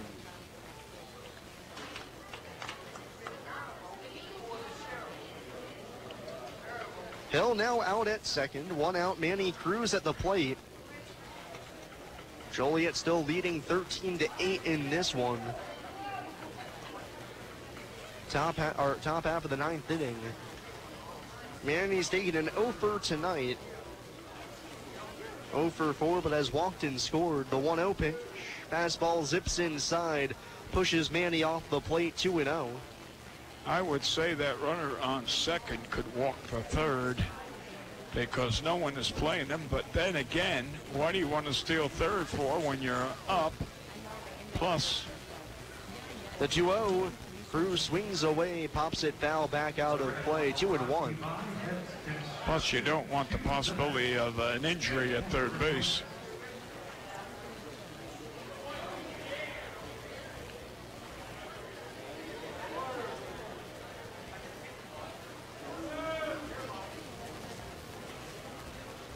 Two and one on Cruz. Aker set. His pitch. Curveball in the dirt, smothered by DeLuca. Cruz lays off. I don't know if you remember Bobby Thompson hit the home run. Yeah. Won the game against the Giants win the pennant. Yes, okay. Well, he played with the Braves, and he was stealing a base and broke an ankle. And after that, the Braves said, the 3-1 fought off the hands into center field. Cohen started back, now coming into left center. He puts it away with ease. Hill stays at second. 2 outs in the top of the 9th. Joliet still up by 5. Anyway, because Bobby Thompson broke his ankle, that ended Henry Aaron from ever stealing a base. It never let him steal anymore. Wouldn't risk it. Well, that was it. I mean, it was the franchise, and he never stole any bases after that. And yet, Henry Aaron had pretty good speed. You know, his first contract was here in Evansville. Really? Yeah, but he never did play. He went to Eau Claire. 2 outs, runner at second, top of the ninth. Travis Bolin standing in. First pitch to him, swings away, flies it in the air to shallow right field. Cronin out, but the right fielder Harrison in. Underneath of it, puts it away just at the crown of his cap with 2 hands, and we go to the bottom of the ninth. Otters need 5 to tie it or 6 to win it. It's Joliet 13, Evansville 8 here on WUEV 91.5 FM, brought to you by Krokemeyer and Kahn. I just love this place. And I just love that ring. It's gorgeous. Where did he get it? Krokemeyer and Kahn, of course. For the engagement ring that will have everybody talking, look no further than Krokemeyer & Kahn. With incomparable selection, quality, and service, Krokemeyer & Kahn is the only choice for the ring that will last a lifetime. Krokemeyer & Kahn, your lifetime jewelers. So, everybody's talking about the ring. It's pretty great, huh? Pretty great. It's amazing. You gotta tell me, man. Where'd you get it? Krokemeyer and Kahn, of course. For the engagement ring that will have everybody talking, look no further than Krokemeyer & Kahn. With incomparable selection, quality, and service, Krokemeyer & Kahn is the only choice for the ring that will last a lifetime. Krokemeyer & Kahn, your lifetime jewelers. So let's see it. I absolutely love it. He did a fabulous job picking it out. I couldn't be happier. Well, I had a lot of help. I bet I know where it came from. Krokemeyer and Kahn, of course. For the engagement ring that will have everybody talking, look no further than Krokemeyer & Kahn. With incomparable selection, quality, and service, Krokemeyer & Kahn is the only choice for the ring that will last a lifetime. Krokemeyer & Kahn, your lifetime jewelers.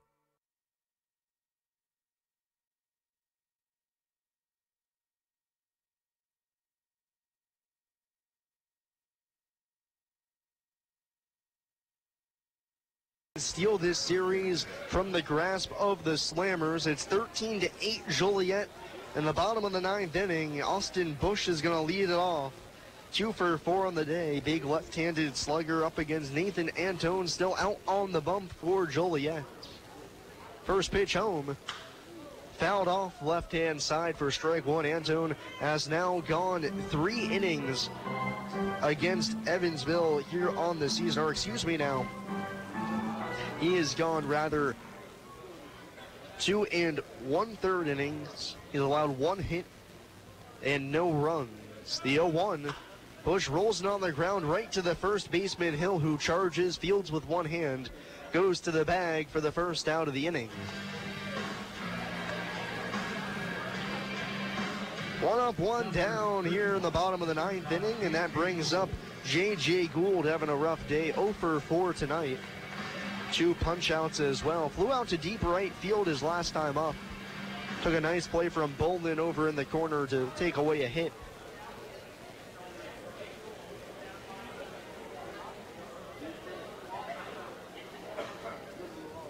First pitch of the at-bat. Fastball above the hands, 1-0. Yeah, last night J.J. had 2 singles.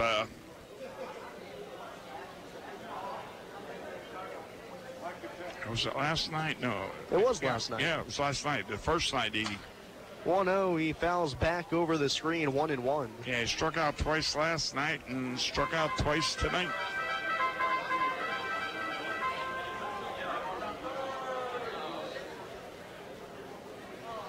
One and one on Gould, 1 out, bottom of the ninth. 13-8, Joliet leads it. The pitch. Hit high in the air to left field, traveling pretty well. Hoopy Haslam over into the alley, though. Tries to make the catch. It's off his glove.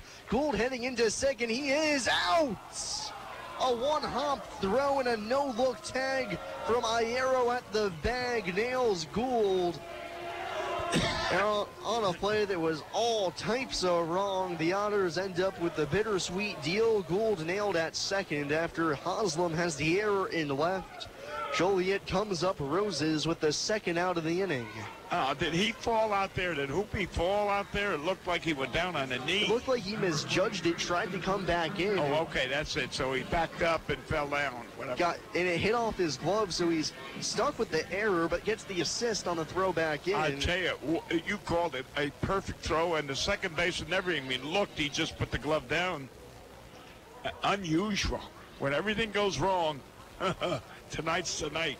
First pitch to Hunter Collins on the outside corner for strike one. Otters down to their final out now in the bottom of the ninth. 13 for Joliet, 8 for the Otters. Trying to keep this one alive and avoid yet another series defeat. They have not won a series since back at Lake Erie on July 3rd to the 4th. I tell you what, when you look at that scoreboard, you see Joliet 4 errors, Evansville 4 errors. The 0-1. Fastball high, 1-1. That is something you don't see that very often. 8 errors in a ball game. And then there was 13 hits for them, 14 hits for the, actually it's 15 hits. It was 14, and now you get JJ's, it's 15 hits. 1-1 pitch. Popped in the air behind home plate. That's going to get out of play. And the Otters down to their final strike. 1 ball, 2 strikes, 2 outs, bottom of the ninth. Yep. Otters trail it 13-8. Joliet scored in bunches all evening long. 3 in the first, 2 in the second, 4 in the fourth, and 4 more in the seventh to pull away. Otters 4 in the second, 1 in the fourth, and 3 in the eighth. But that's been it. The 1-2. Fastball high. Colin tries to check his swing. They appeal to first. Chris Dykman said he held up in time and will keep on playing. 2-2 on Cullen. That would have been a terrible called strike 3 to end this ball game on a call like that. Hunter 1 for 4, flew out to the warning track his last time up. Nearly had his 3rd home run of the day, of the game rather. 2 balls, 2 strikes. Here's Antone's pitch. Fouled back to the screen. We'll do it again.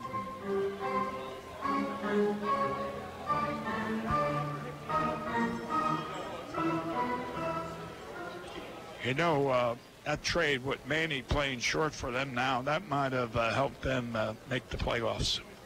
You never know. Yeah. What do you mean by 2-2 on Hunter Cullen. The kick and the pitch. Swung on and missed. He chased the high fastball, and that's your ball game. Evansville drops the finale by a final score of 13-8 against Joliet. And the Slammers take the series by winning the final 2 games here on Wednesday and Thursday. We'll take a short break and be back with the post-game recap and post-game show. Final score here from Bosse Field. It's the Slammers 13 and the Otters 8 here on WEV 91.5 FM, brought to you by Krukemeyer and Kahn. The International Brotherhood of Electrical Workers, Local Chapter 16, would like to take time to say, Go Otters! The IBEW Local 16's jurisdiction includes 13 counties in southwestern Indiana, as well as Wabash County in Illinois. Its members are divided into several categories of electrical work, including inside construction, maintenance electric, residential wiring, and sign classifications. More information on IBEW Local 16 can be found online at IBEW16.net. Hey 91.5 UEV listeners, if you like the music we play and our programming throughout the week, please consider donating to WUEV. It's as easy as going to WUEV.org and clicking the Give button. Or if you have a local business and are interested in underwriting UEV programming, email us at wuev@evansville.edu. From the staff at 91.5 FM WUEV, we thank you for listening and appreciate your support.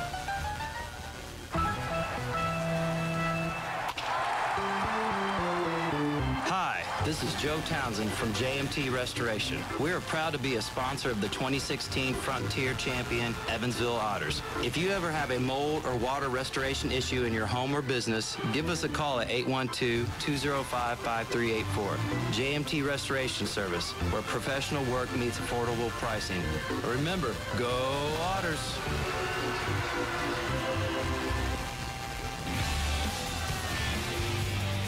Lori. Thank you for calling. This is Delilah. Tough pill for the Otters to swallow here in the finale of the three-game set. They drop it by a final of 13-8. Again, getting off to a rocky start, but after 2 innings, trailed by only 1 run. This is how the final totals ended up looking. For Joliet, 13 runs, 13 hits, 4 errors. For the Otters, 8 runs, 13 hits, and 4 errors on their tally. The winning pitcher in this one's going to be Andrew Zellner. He did a fantastic job out of the bullpen for Joliet, coming on in place of the starter, Shane Bryant, who lasted just an inning and a third. Zellner pitched 4 2/3 without allowing a run and struck out 3. The losing pitcher is Austin Nicely dropping to 5-5 on the season now. No save required in this victory for the Slammers. And Bill, the offense was good, but Joliet's was better. Yeah, and the defense was terrible. And let's put it that way. I'm saying both teams. 4 errors for the Joliet and 4 errors for the Otters. That is unusual. But the thing is, last night and tonight, we just got off to the wrong start. The first inning, last night it was, 6 runs, and tonight it's 3. And, you starting pitchers are just... all right, give up 1 run, but not as many. And for Evansville, it's always so tough. It felt like it might be a special night when they put up 4 runs in the bottom of the 3rd inning to make it a 1-run game, but the game got out of their control from there, with Joliet coming up with another 4-run inning. That was in the top of the 4th, thanks to a 3-run home run from Travis Bolin. The Otters made it close with the 3-run homer from Travis Harrison in the 8th, but really, that's just putting makeup on a pig to finish off this ball game, make it look a little bit better, as the Otters had some opportunities late, but end up falling by 5 runs. 13-8 your final score for Evansville. They'll come back tomorrow and face off against the Schaumburg Boomers again. Second time this season the Otters will square off with Schaumburg, the first time here in Evansville. However, and the Boomers come in, they're a pretty solid team. Right now, 4th place in the Frontier League, or 3rd place, 4th rather, in the Frontier League Eastern Division at 35-31. And after it looks like they did pick up a victory over Florence tonight, so they're now 36-31 on the season. Another quality squad rolling in here to Evansville, and the Otters will have to try and take them down. We'll take a quick look around the Frontier League scoreboard to wrap things up. Schaumburg, as I mentioned, beat Florence 9-2. Windy City dropped a ball game 5-2 to River City, so they stay in first place. Southern Illinois right now leading 8-7 over Traverse City. That's in the bottom of the 8th at Rent One Park. Normal snapped a losing streak as they broke Washington's 5-game win streak with an 8-1 victory. Gateway beat up on Lake Erie 9-1 to finish off the Frontier League schedule. And for tomorrow's ball game, we don't know who's going to be on the mound for Evansville yet. Probables have not been released, but it'll be against the Schaumburg Boomers, one of the finer teams in the Frontier League, who took 2 of 3 from Evansville earlier this season, including a walk-off home run for Kenny Towns against Mitchell Aker. But we'll just have to see what tomorrow holds. And this is what today had for the Otters, a 13-8 loss to the Joliet Slammers. The Otters losing another series. They have gone winless in series since July 3rd to the 4th against the Lake Erie Crushers when they swept a 2-game set. For my partner, Bill McCune, I've been Sam Jelnick. For our producer back in the studio, Mr. Jeff, the fantastic work he does. For everybody who stuck around with us and listened to a tough Otters defeat, 13-8 the final. We'll be back on the air tomorrow at 6:15 again for the pregame show. You won't want to miss another edition of Evansville Otters baseball. That'll wrap it up here from Bosse Field on this Thursday evening. Otters drop it 13-8 to the Slammers. You've been listening to Evansville Otters baseball here on WUEV 91.5 FM, brought to you by Krukemeyer and Kahn.